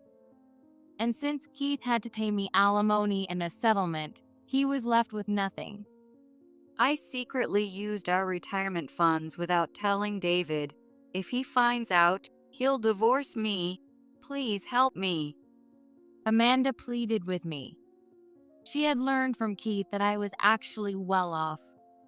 Her request was audacious, and I was astonished by her nerve. That's impossible. Besides, I'm already remarried and pregnant. Upon hearing this, Amanda burst into tears. Ignoring her, I hung up the phone. A year later, I gave birth to a healthy child. One Sunday, while out at the local mall with my new husband and child, I unexpectedly ran into David. David smiled gently when he saw us and shared his recent news. I divorced Amanda and now enjoy the country life I've always dreamed of. David explained that Amanda, now old and frail, struggled to care for Keith, who often lashed out at her. Please be happy, David said and left. I saw him off, feeling grateful for the happiness I now had with my child and new husband. It's been a year since my daughter and her husband moved in with us, and now I've been blessed with a cute grandson named Thomas. Today is the day my mother-in-law meets Thomas for the first time. My husband Ken walked in, guiding my mother-in-law Carol by the hand. Everyone, I brought Mom with me. Oh, welcome, Grandma. My daughter, Rachel, who had always been close to Carol since she was little, had been eager for her to hold her newborn baby ever since she gave birth. Carol lives separately from us. Considering Carol's old age and her future, we couldn't help but feel anxious, but it was all for Carol's well-being. Carol is naturally highly spiritual and has a hard time feeling too much in places where she is involved with many people. Rachel's eyes lit up with anticipation at Carol's arrival. Encouraged by Rachel's expectant gaze, I walked over to Carol with Thomas, who I had been holding. "Welcome, Carol. This baby is..." I couldn't finish my sentence, "your great-grandson," because at that moment, Carol clutched her chest and started to suffer. Ouch. "What's wrong, Carol?" Just moments ago, Carol had been smiling warmly, but the moment she saw Thomas, her eyes widened, and she collapsed to the ground. "What happened, Carol? Are you okay?" It hurts. So painful. That baby is, no. Carol desperately tried to convey something. However, in stark contrast to her, Thomas remained innocently smiling in my arms. "My name is Joy Smith. I used to work as a caregiver, but now I am retired and live with my husband Ken and my daughter's family. Our peaceful life with the four of us is very fulfilling, but there are a few things that concern me."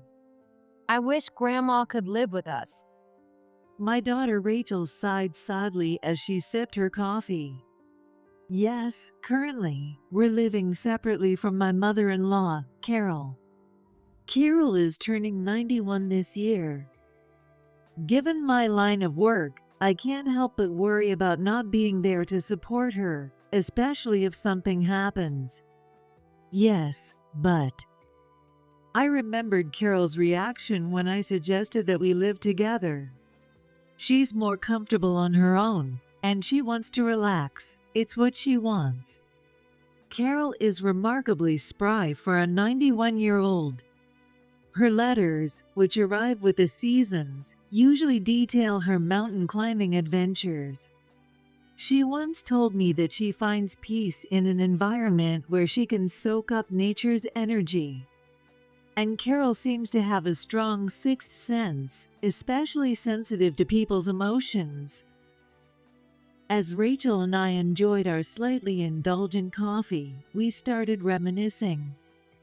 "Remember when you went missing back in kindergarten, Rachel?" What? Really? Rachel sounded surprised. She was probably too young to remember much from that time. But Ken and I were frantically searching for our missing daughter. Even strangers on the street were saying, "We'll help you." We called neighbors, walked around the kindergarten and the neighborhood, but we couldn't find you anywhere. Ken suggested we talk to Carol, and then Carol.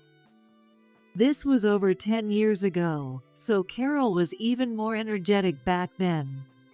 When we consulted her, she said, "That's terrible," and quietly closed her eyes.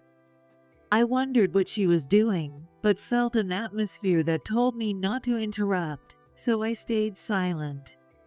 A few seconds later, Carol clutched her chest in pain, as if she could feel it herself, and said, "She's in a dark place. It's lonely and very painful." When we searched the dark places like Carol suggested, we found Rachel stuck in a hole by the embankment, unable to move because you'd twisted your ankle. No way. I don't remember any of that. Afterward, when we asked Carol how she knew, she just said, "I could feel Rachel's fear." As I finished the story, Ken, who had been silently reading the newspaper, looked up and smiled nostalgically. "Yeah, I remember that happening." She must have an inspiration. Grandma's amazing. Ken had told me about Carol's inspiration, but I didn't believe it until that incident. I always thought such things were just fiction. But Carol's behavior at that time was genuinely uncanny, and since then, I've come to accept the strange things she says. Because of Carol's sensitivity to others' emotions, I can't push too hard for her to live with us. With such sensitivity, it makes sense she'd prefer being alone. Living with others might actually stress her out and make her health worse. But this situation can't continue forever. I sighed deeply, pondering what to do. And that wasn't my only worry. Since Rachel and her husband Sean got married and moved in with us a year ago, our front door has been repeatedly vandalized with spray paint. Another graffiti. One day, when I stepped outside to weed the flower bed, I saw bright green graffiti on the front door. Cleaning such extensive spray paint alone was too much work, so I called Ken for help as usual. Ken, could you help me clean off this graffiti? Oh, again? Sure, give me a moment. The graffiti was frequent, and we still didn't know who was responsible. We even had a graffiti cleaning kit ready at home. This time, it was just a messy smear on the door, but sometimes there were malicious messages like curse or unforgivable. Who on earth could be doing this? We asked around the neighborhood, but no one had seen the culprit. Our house graffiti problem was well known, and neighbors would even knock on our door to inform us if they noticed before we did. Having Carol over in such a situation wouldn't be peaceful. I know, let's install a security camera. I suddenly thought and suggested to Ken while cleaning the graffiti. We couldn't just let this continue. We had to take action to solve it. Ken agreed with my suggestion and went to the hardware store that day to buy and install a security camera. After the front door was vandalized again, we checked the camera footage. It was early in the morning when most people were still asleep. The camera showed a man in black clothes covering his entire body. Is that guy? Do you know him? Because of the mask and hat, his face was hard to make out, but he was clearly not someone we knew. Yet, I saw Rachel's face turn pale. When I asked if she recognized him, she nodded. I think so. I think it's John, a classmate from my college. He confessed to me before I started dating Sean. I turned him down, but he kept stalking me afterward. I see. Remembering that time, Rachel began to tremble slightly. Hearing the story, Sean looked grim but gently patted Rachel's back in support. It seems the graffiti culprit's unrequited love for Rachel had turned into hatred, leading to these actions. I don't know what exactly happened between them, but Rachel isn't the type to play with people's emotions. The sharpness in his eyes, filled with madness and hatred, sent chills down my spine even through the video. Ken must have felt the same, as he spoke sternly. We should contact the police. Even if it's just graffiti, it's a nuisance, and it could escalate. You're right, let's do that. It's better to act before something worse happens. We had the video and several photos of the graffiti as evidence. We decided to take the footage to the police. After explaining the situation, the police treated it as a malicious act and issued a strict warning to the perpetrator. As Rachel suspected, the culprit was indeed named John, and he harbored intense hatred towards Rachel and Sean. John's parents found out about his behavior, leading him to quit his current job and move back to his hometown. Since then, the graffiti incident stopped, and we finally felt a sense of relief. However, the uneasy feeling inside me didn't completely go away. Shortly after, we discovered that Rachel was pregnant. She had been complaining about a lack of appetite despite not feeling unwell. Having received the news over the phone earlier, I warmly welcomed Rachel when she returned from the hospital. Rachel, congratulations! Thank you, Mom. You need to be careful from now on. No strenuous activities, no heavy lifting. Take it easy at work and keep a calm mind. The nurse already told me that, over and over. Rachel seemed a bit tired of hearing it, but her expression couldn't hide her joy. As we discussed the future, the living room door opened. I looked up to see Ken, who had been outside, returning home. Rachel, don't hesitate to ask for help if you need anything. Ken said this cheerfully, having overheard our conversation from outside the room. And next to him stood Carol with a joyful smile on her face. I had asked Ken to go and pick her up. Congratulations, Rachel. Grandma. When I called Carol in my excitement, she was thrilled and said she definitely wanted to visit.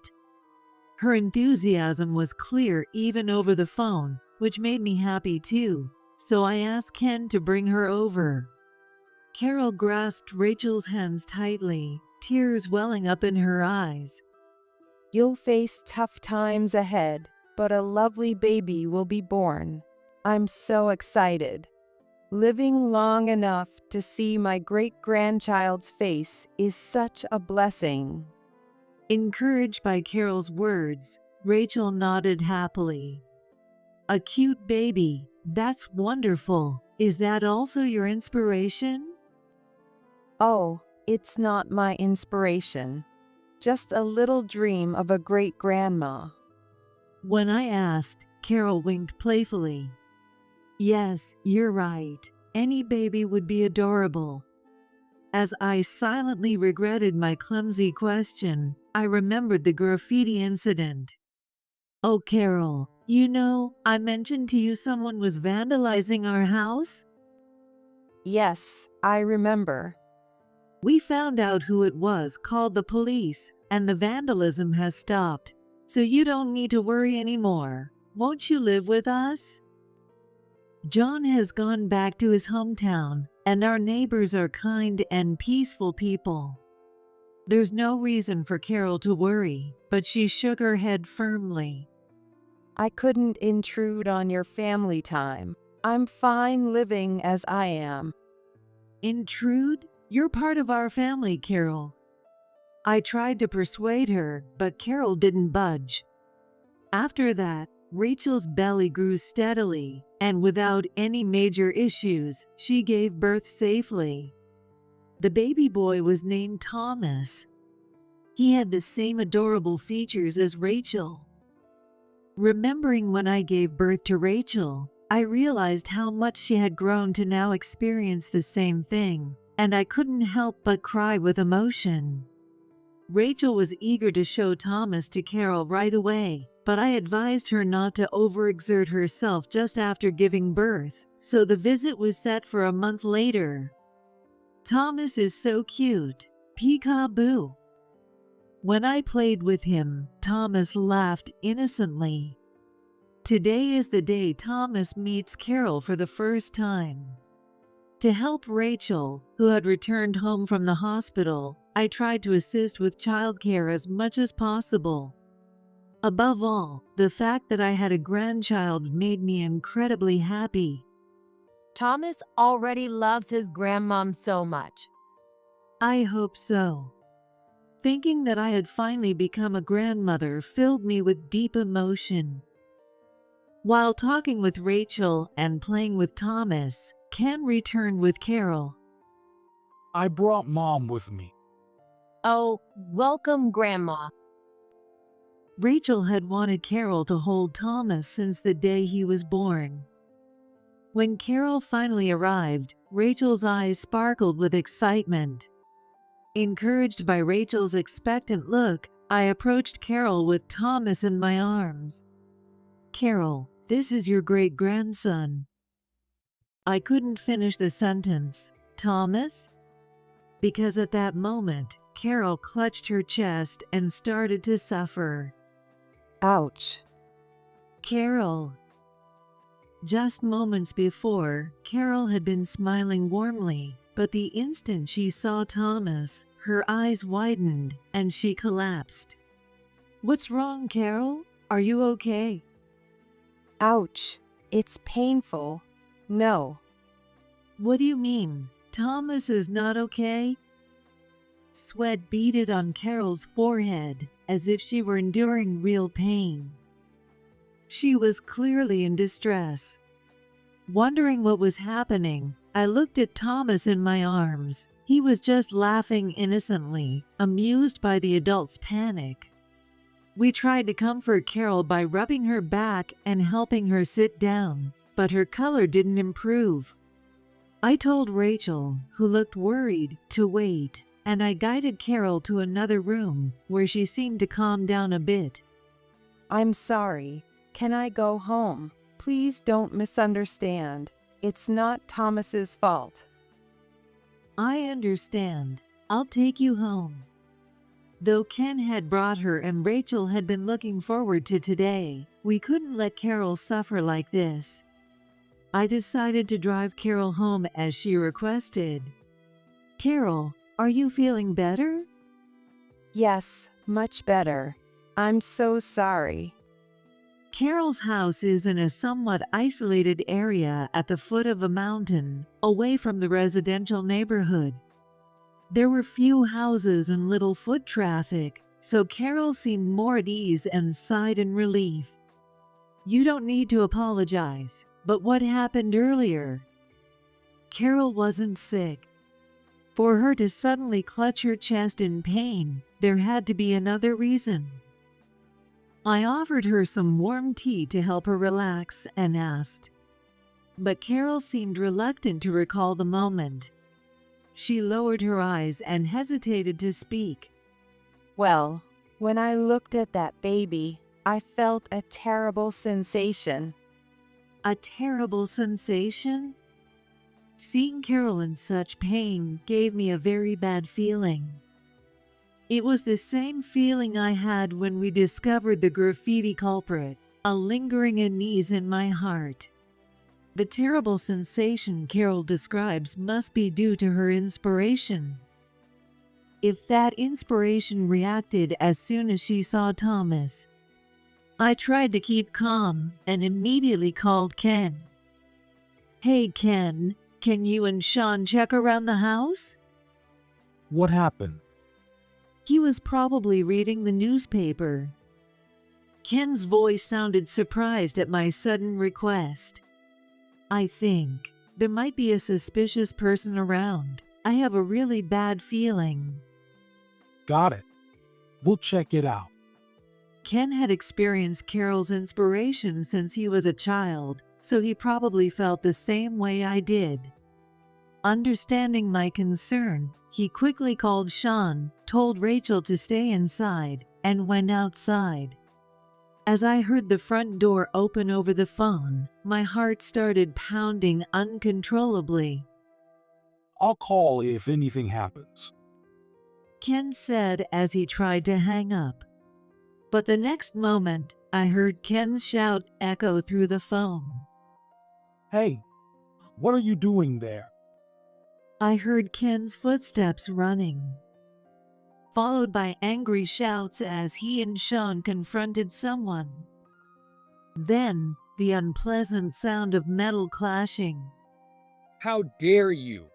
Rachel, you betrayed me and had a baby. Don't think you'll be the only one happy. The voice I heard was not Ken's usual calm tone, but a man's voice filled with hatred and malice. Ken, what's happening? Ken.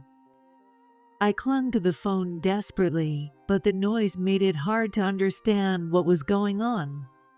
After the tumultuous sounds, the other end of the phone finally went quiet. While I was on the phone with Ken from Carol's house, Ken had seen John hiding in the shadows of our home. John had been carrying multiple knives. It's obvious what he intended to do. Fueled by anger, Ken and Sean confronted John, who was about to go on a rampage.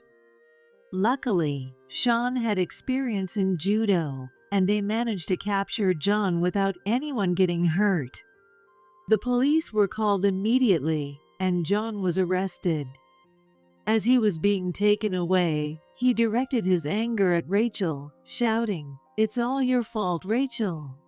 You traitor." This confirmed that John harbored resentment towards Rachel. Thanks to Carol, thank you so much. If you hadn't noticed, who knows what could have happened. After the incident settled, I visited Carol's house again.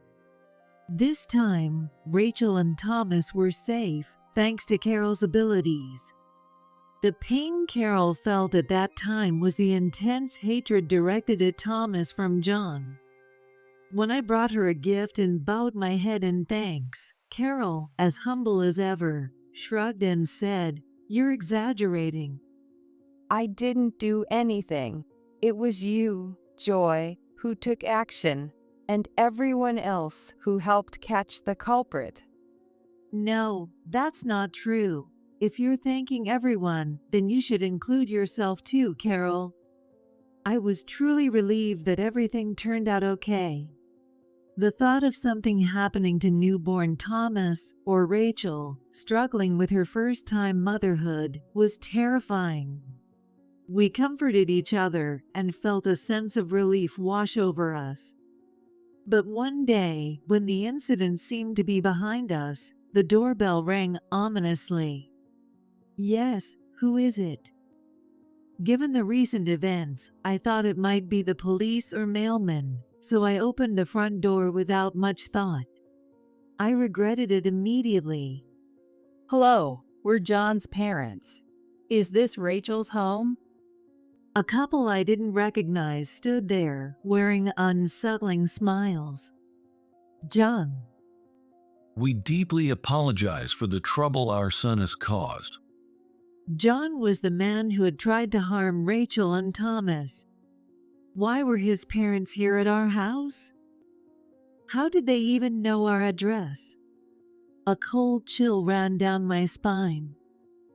We came to apologize directly to Rachel and Thomas. May we come in? What were these people talking about? We wanted nothing more to do with anything related to the culprit, and it seemed unnatural for them to come to our house just to apologize. The incident had only just happened. Wouldn't such matters usually be handled through lawyers or the police? There was no way I could let these two meet Rachel and Thomas. I'm sorry, but my daughter is deeply traumatized. I can't let her meet with you in such a state. Please leave. Please, we only want to apologize. John's mother leaned in, placing her hand on the front door I was about to close. Her serene smile only made me feel more uneasy. No, thank you. Your apology means nothing. If you truly care about my daughter, please stay away from her forever. When I responded firmly, John's mother widened her eyes in shock. Then, she suddenly let out a piercing scream that could probably be heard by the neighbors. Oh my, I knew I wasn't wrong. How dreadful to think that my precious son might have married the daughter of someone so rude. I wondered what kind of person would reject my son. It must have been your daughter who had the problem. She must have deceived him. Excuse me. Feeling uneasy about their sudden change, I firmly closed the door and locked it. If they continued to bother us, I decided to call the police. Clutching my phone, I felt cold sweat trickling down my spine. John's parents lingered in front of the house for a while, but eventually they seemed to give up and left quietly. I was so relieved that I sank to the floor. Even though the culprit had been caught, it might still be too early to feel completely safe. I decided to share this with my family. Actually, John's parents came by today. What? I brought it up in a stern tone during dinner when everyone was together. Rachel's face turned pale with worry, and Ken and Sean furrowed their brows. They insisted on coming in to apologize directly to Rachel and Thomas, but I sent them away. That's unnerving. From those parents, I didn't feel any genuine intent to apologize. I just couldn't figure out what they were thinking, and it was deeply unsettling. Trying to lighten the darkening mood, Ken said decisively, Maybe we should move. It's not good that they know our address. I agree. This place was very comfortable, but knowing that John and his parents knew our address always brought unease. Even if we're safe now, there's no guarantee for the future. As I nodded, Ken continued, And Joy, you've been worried about Mom too, haven't you? What you mean? Ken winked, as if he understood everything I'd been concerned about. This trait reminded me a lot of Carol. Carol, why don't you live with us? After we successfully moved, I visited Carol's house again. The house was very quiet and ideal for spending one's later years alone, but it seemed a bit too lonely to me. Our new place is in a nature-rich area, and I think you'll like it, Carol. Besides, through this incident, I realized something. I had always thought I needed to support Carol. I saw her as someone I needed to care for. But it's not just that. Our family can help each other no matter the differences in our roles. It's more fun when the family is together. Having you around makes Rachel and Thomas feel secure. I rely on Carol. That's the truth. When I said that with a serious expression, Carol gave a gentle smile, as if she understood everything. Joy, you're stubborn. So are you, aren't you? Maybe so. Feeling a bit amused, we both started to laugh softly. Being similar, we would manage well together. All right. Taking care of my great-grandchild might not be so bad. And so, the series of events came to a close, and Carol moved in with us. Our 4 generations would live together in peace and harmony, though nobody knew yet that Thomas would grow particularly fond of Carol, much to the dismay of Sean and Rachel. It was on a chilly night. I'll go check it out. Hearing an unnatural sound, my husband, John, took the self-defense bat and headed towards the front door. I watched quietly from the end of the hallway. What if it's some weirdo? Such thoughts crossed my mind, bringing a wave of anxiety. John deliberately cleared his throat and then asked in a clear, low voice to whoever might be outside. Who's there? However, no response came. Both my husband and I wondered for a moment, could it be a prank? But right after this, I heard a familiar voice, and he opened the front door. Is that you, David? Yeah.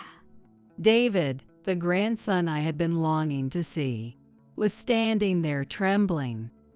Here, take this blanket and some hot milk. My husband spoke firmly as he directed David to the living room. I hadn't noticed at the dimly lit entrance, but David's clothes were tattered and worn out. It was far from the joyful reunion with my grandson I had imagined. David, what happened? My dad says he has to go abroad for work, but they said I can't come along. David had been picked up by a stranger while trying to remember the way to our house from his early childhood memories, and luckily made it here.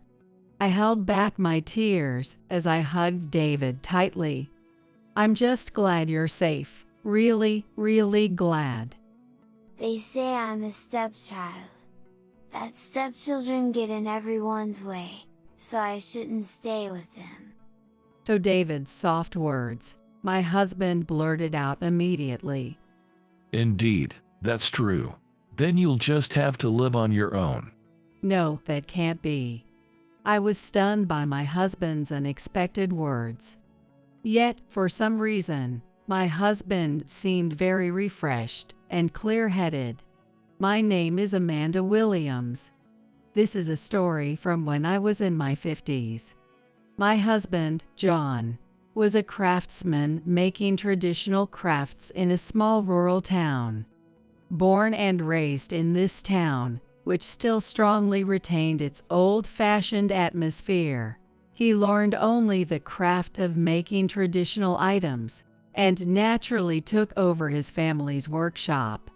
The encounter with my husband back then was a typical arranged marriage for the time.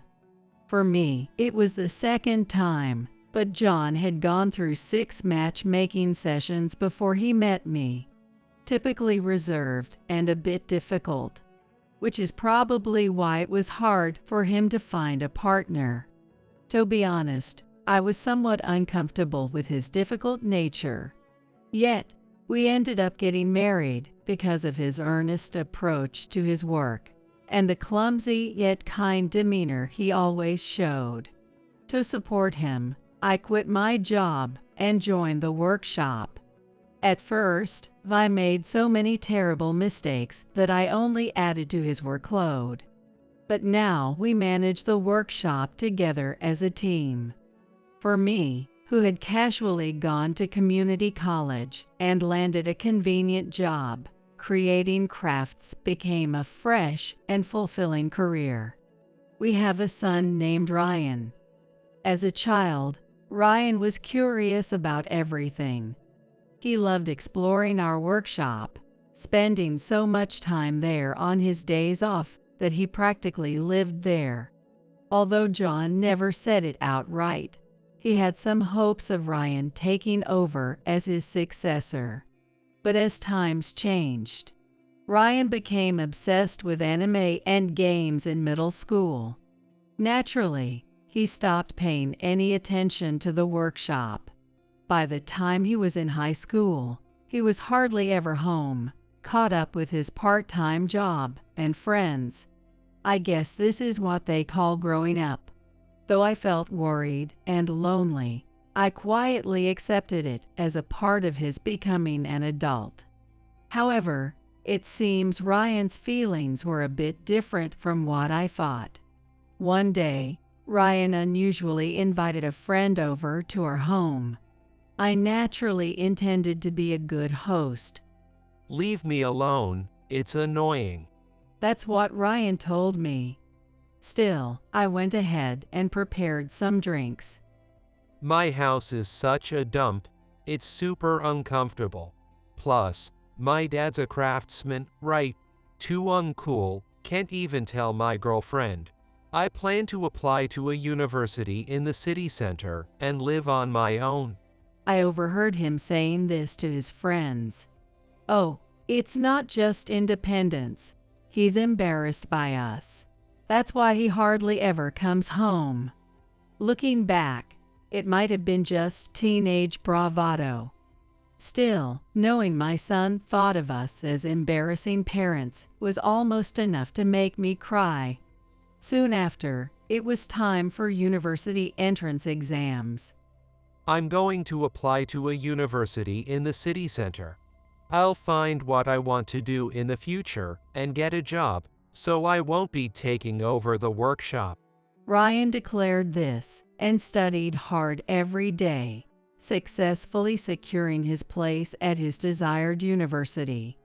When we heard the news of his acceptance, my husband and I remembered feeling happier for him than we did for ourselves. But it also meant that Ryan was graduating from our home and walking his own path in life. It was a joyful occasion, but deep down, I still hoped he would take over the workshop. So on the day Ryan moved out, I ended up saying something insensitive. If it doesn't work out, you can always come back, you know. Naturally, Ryan was displeased and left saying, Of course, it would be convenient for you if I failed and had to take over. But I have no intention of coming back. And unless we reached out or pressed him, he wouldn't reply or show his face. Even when his graduation was confirmed and he had secured a job at an electronics manufacturer, there was no word from Ryan himself. I was the one who worried unilaterally, reaching out and sending vegetables. Ryan would only reply if he felt like it or was nudged to. This kind of relationship continued for years. A breakthrough came in Ryan's 4th year of working. He called us to a coffee shop near the station for an important discussion, where he introduced us to his fiancée, Heather. We were surprised that he had a fiancée, but even more so when Heather revealed she was pregnant with Ryan's child. It was a so-called shotgun wedding. Perhaps because we had an arranged marriage ourselves, the idea of marrying after conceiving seemed insincere to the other family, and it was incredibly uncomfortable. So we quickly set up a meeting with both families and apologized to Heather's parents, saying we apologize for getting the order wrong. We braced for complaints, but surprisingly, Heather's parents were very gracious in their dealings with our family. And Heather herself said, I'm very happy to be blessed with a child and to be able to marry Ryan. I look forward to our future together. My husband and I were moved by how wonderful and generous our son's wife was, and we couldn't have been more grateful. Heather had a chronic illness from childhood, and as soon as she was stable, she returned to her parents' home to give birth at a major hospital. Normally, I would learn about the well-being and condition of a daughter-in-law through my son. However, Ryan told us nothing about Heather while she was back at her parents' home. Sometimes, I tried to press him for information. I guess she's fine. However, Ryan seemed disinterested with his responses. I became increasingly anxious and started to have dark thoughts. That was when it started.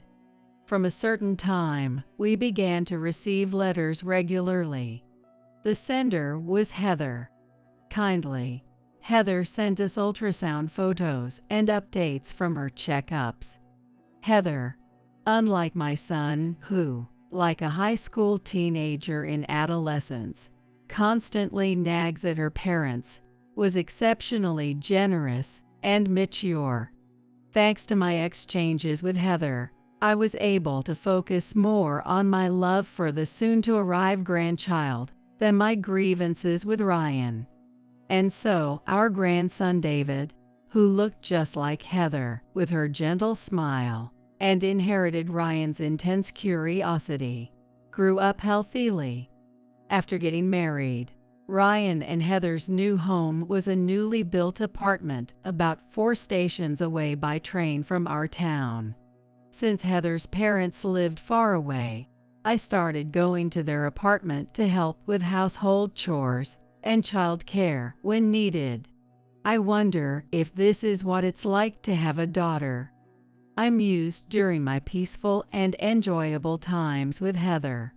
Heather, saying John probably wants to see David too, often brought Ryan and David to our house.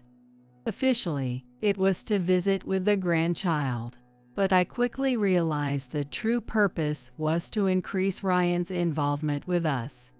Initially reluctant, Ryan began to drop by with David during breaks from work, even coming by themselves. Heather's marriage brought us more than just a lovely grandchild.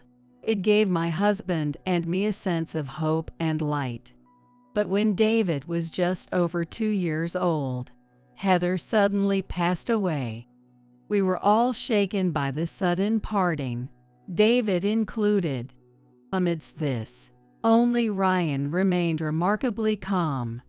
He methodically handled the funeral arrangements and cleared out Heather's belongings, then somewhat forcefully delivered her ashes to her parents' home. And within a month of Heather's passing, Ryan quickly remarried a woman named Natalie, who was 2 years younger than Heather. John was furious at Ryan's actions. Just after Heather died, you were remarrying already. Are you kidding me? Don't you think about David's feelings at all? It's none of Dad's business who I marry. Besides, David needs a mother. Stop meddling. How dare you speak to your father like that? Enough. I disown you as my son. Don't ever cross our doorstep again. Fine by me. I'm better off without such nagging parents. This exchange was the epitome of a heated argument. Following this, Ryan again stopped all communications with us. Yet, I couldn't bring myself to blame John, because Natalie and Ryan had been involved romantically even while Heather was alive. Moreover, the reason for this was said to be Heather's absence due to giving birth back in her hometown, leaving no room for forgiveness. When Heather returned after giving birth, Ryan apparently began to frequently lie to spend time with Natalie. Particularly common were the lies about urgent work on days he visited our house. I have work after this, he said, even on the day he drove Heather and David. And the times he came just with David, saying, got a call, need to step out, and then left for 3 hours. All were lies for secret rendezvous. I never imagined that such a horrifying betrayal was unfolding behind what I thought were happy days. Even that alone would have been bad enough, but Heather had been aware of Ryan's betrayal from an early stage. She had considered divorce many times, but seemed unable to take the step, thinking of young David. We were told all this by Heather's parents after the funeral. Furthermore, Heather's parents, with tears of frustration, shared their thoughts and feelings. Heather was exhausted because of Ryan's betrayal. That, on top of her chronic illness worsening, led to this tragedy. Essentially, they believed that Ryan had shortened Heather's life. The content was so shocking that neither my husband nor I could find the words to respond. We did not want to believe that our son could do such atrocious things. However, given Ryan's actions, it seemed the most likely possibility. Indeed, Ryan's behavior after Heather's death was sadly efficient and smooth. As much as I hate to admit it, this is the truth. In the end, Heather's parents left us with these words before they departed. We will no longer have any dealings with you all. We worry about our grandson, but thinking of him as the child of the man who shortened our daughter's life, we can't find it in ourselves to love him. Please understand. The deep grief they felt even extended to rejecting any involvement with their grandson, a sorrow our son had caused them, which made my heart tighten. Afterwards, I wrote to Ryan, conveying what Heather's parents had told us in a letter. Honestly, I'm not even sure what I was hoping to achieve with it. Did I want Ryan to apologize, to deny it? What exactly did I want from him? I still don't have the answer, because Ryan continued to offer no response. If Ryan won't change, then I must stop expecting anything more from myself. As I came to this conclusion, time mercilessly moved on, and eventually, we truly became estranged. Though I had resolved myself, the loneliness of not seeing my only son and the sorrow of not knowing about my grandson's growth filled me daily. Finally unable to bear the loneliness, I secretly visited the apartment where Ryan and his family had lived, without telling my husband. But they had already moved out, and the place was vacant. I tried calling but couldn't reach him, possibly because he had changed his phone number. In desperation, I even contacted Ryan's workplace to ask for his new address, but was refused due to privacy concerns. Of course, when I thought about it calmly, that was a natural outcome. However, it seems that my call was conveyed to Ryan himself. That night, I received a call from Ryan after a long time. Mom, look, could you stop calling my work? It's embarrassing, and my boss gives me weird looks.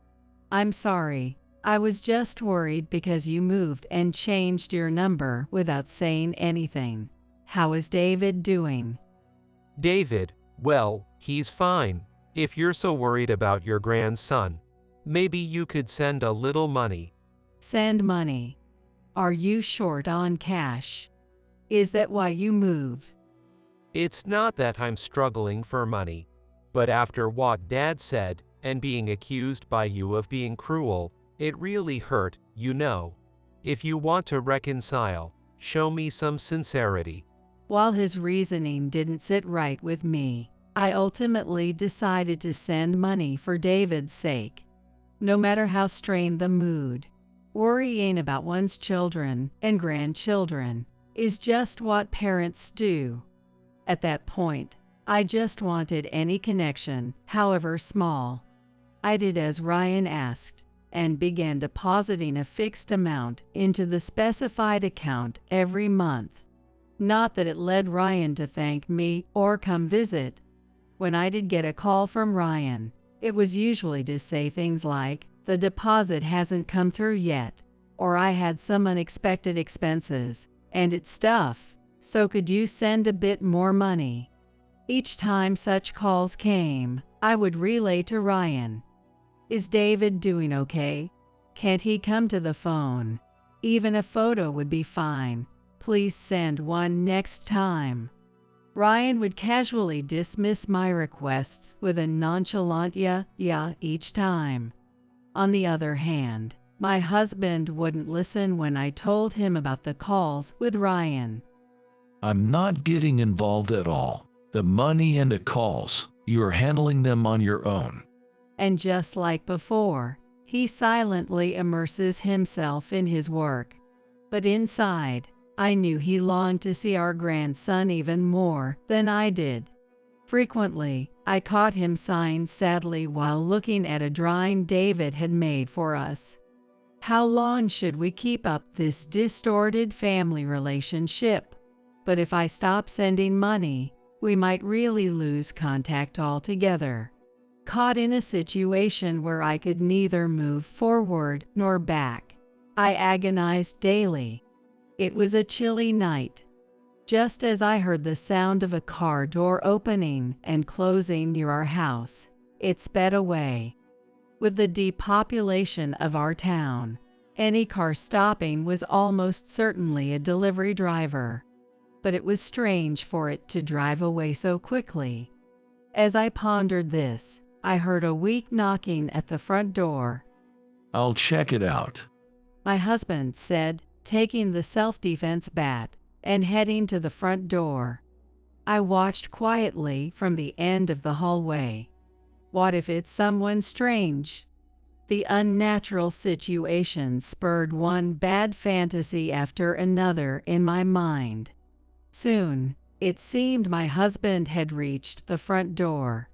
He deliberately cleared his throat and then asked in a clear, low voice to whoever might be outside, "Who's there?" However, no response came. Both my husband and I thought for a moment, could it be a prank? But just after this, I heard a child's voice that seemed familiar from outside the door. Grandpa? Recognizing the voice, my husband threw down the bat and hurried to unlock the door. "David, is that you?" Yes. There stood David, the grandson we had longed to see, trembling. From the back of the hallway where I had been watching everything, I was so shocked that I stood frozen.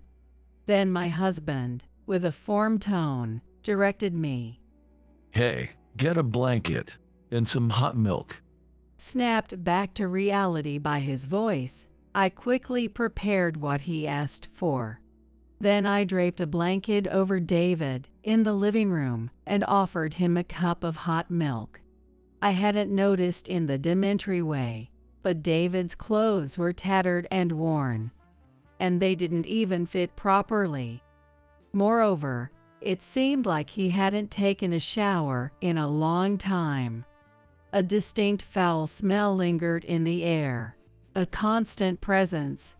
This was hardly the joyful reunion with my grandson I had longed for.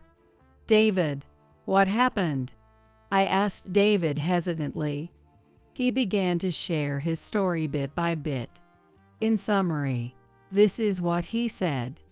Ryan and Natalie had recently had a child who was now 3 years old. Since Natalie became his stepmother, David had been treated coldly. This was tough enough, but it got worse after his brother was born. However, the real cruelty came later. So, this morning, I found out our home was gone. I remembered Grandpa's house was near the Green Line train, so I walked along the tracks, and the man next door gave me a ride here. What? Your home is gone? Was there a fire? No, it's not that. Dad and Natalie are going overseas for work, they said. But they told me I couldn't come. Incredibly, amidst the chaos of an overseas transfer, Ryan and Natalie had left David behind. David had walked to our house, trying to recall his early memories when a neighbor, concerned for him, brought him to our doorstep. I hugged David tightly, holding back my tears. I'm just glad you're safe. Really, really glad. Thank you, David said, leaning against me. As David and I calmed down a bit, my husband quietly asked him, What would you like to do now? After thinking it over, David answered in a small voice, I don't know. They say I'm a stepchild. That stepchildren just get in the way and shouldn't stay. To make a child say such things, that's beyond cruel. I was about to tell David, that's not true, when I opened my mouth. But my husband spoke before I could. Indeed, that's true. Then, you'll just have to live on your own. What, John? I couldn't believe the cold words directed at our grandson, who had been neglected and left behind in the U.S. David, too, looked startled as he gazed at my husband. However, my husband had a surprisingly refreshed and clear-headed expression. As I struggled to grasp his intent, my husband placed his hand gently on David's shoulder and looked at him earnestly. What? Hey, Grandpa? I will dedicate my life to making you strong enough to live on your own. Forget those who treated you as a nuisance. My husband declared with conviction, and then wrapped his arm around David, pulling him into a comforting embrace. I was surprised by my husband's brief statement, characteristic of his reserved nature, but in his own way, he was conveying his determination to support David. David seemed to understand this too. He nodded repeatedly and continued to cry loudly in my husband's arms. The next day, worried about David's clearly unhealthy condition, the three of us went to the hospital. The diagnosis revealed that David had been suffering from long-term malnutrition, and he would need to be hospitalized for a while. His tattered clothes and worn-out adult sandals, considering he hadn't been properly provided with showers or meals, It was obvious that the money I had been sending had just been disappearing into Ryan's pocket. A rising tide of anger and sadness towards my naive self and my morally bankrupt son and his wife began to boil over. John. Yeah, I know. At this moment, our thoughts were completely aligned. I'll go to the police. You stay by David's side. I nodded and watched my husband's retreating back. This is for the best, I repeated to myself, trying to sever any lingering regrets. There might come a day when David, or the second grandchild I haven't met yet, might resent us. Even if that happens, I can't ignore this anymore. Not after seeing what I saw.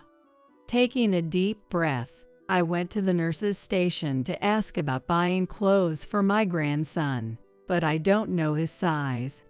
Meanwhile, my husband arrived at the police station and explained David's situation.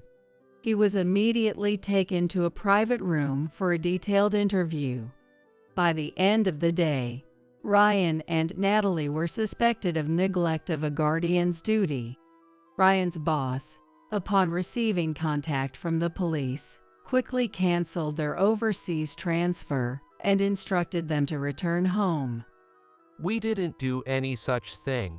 Ryan denied the allegations and refused to cancel the transfer or return home.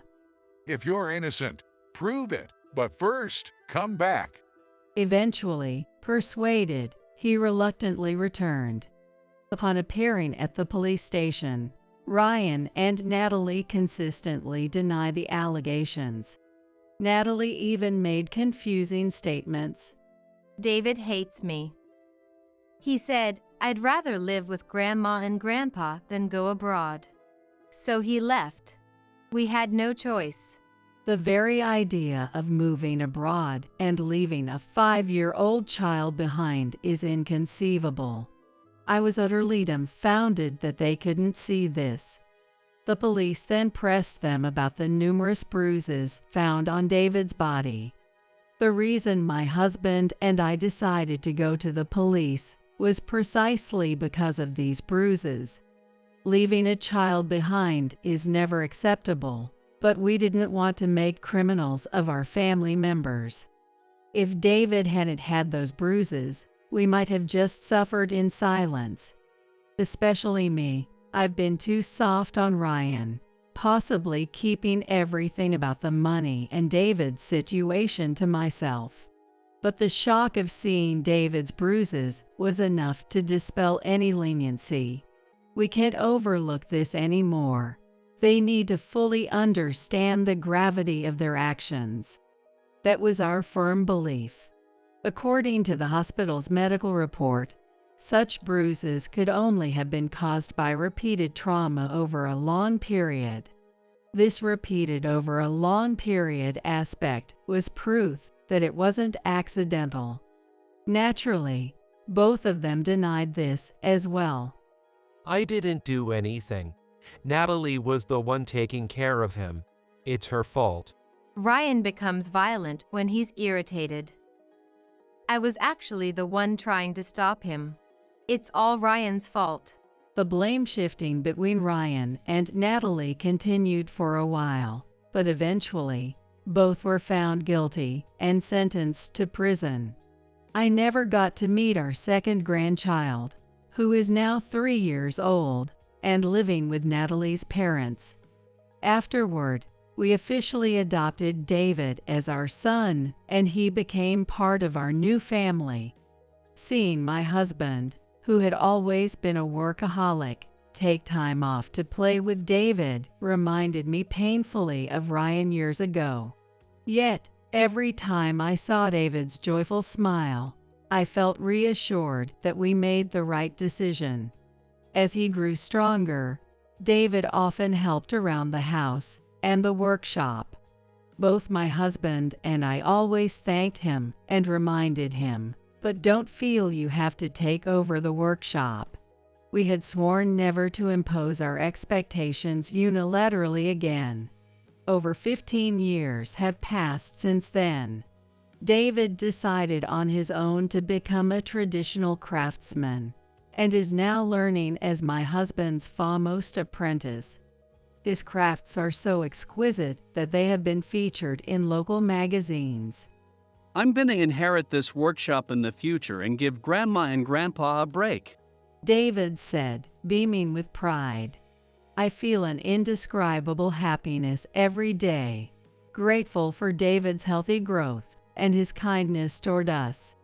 David is clearly moving forward towards the future. We intend to continue protecting his bright eyes and smile. I hope that fewer children experience what David went through, ideally none at all. I feel strongly about it.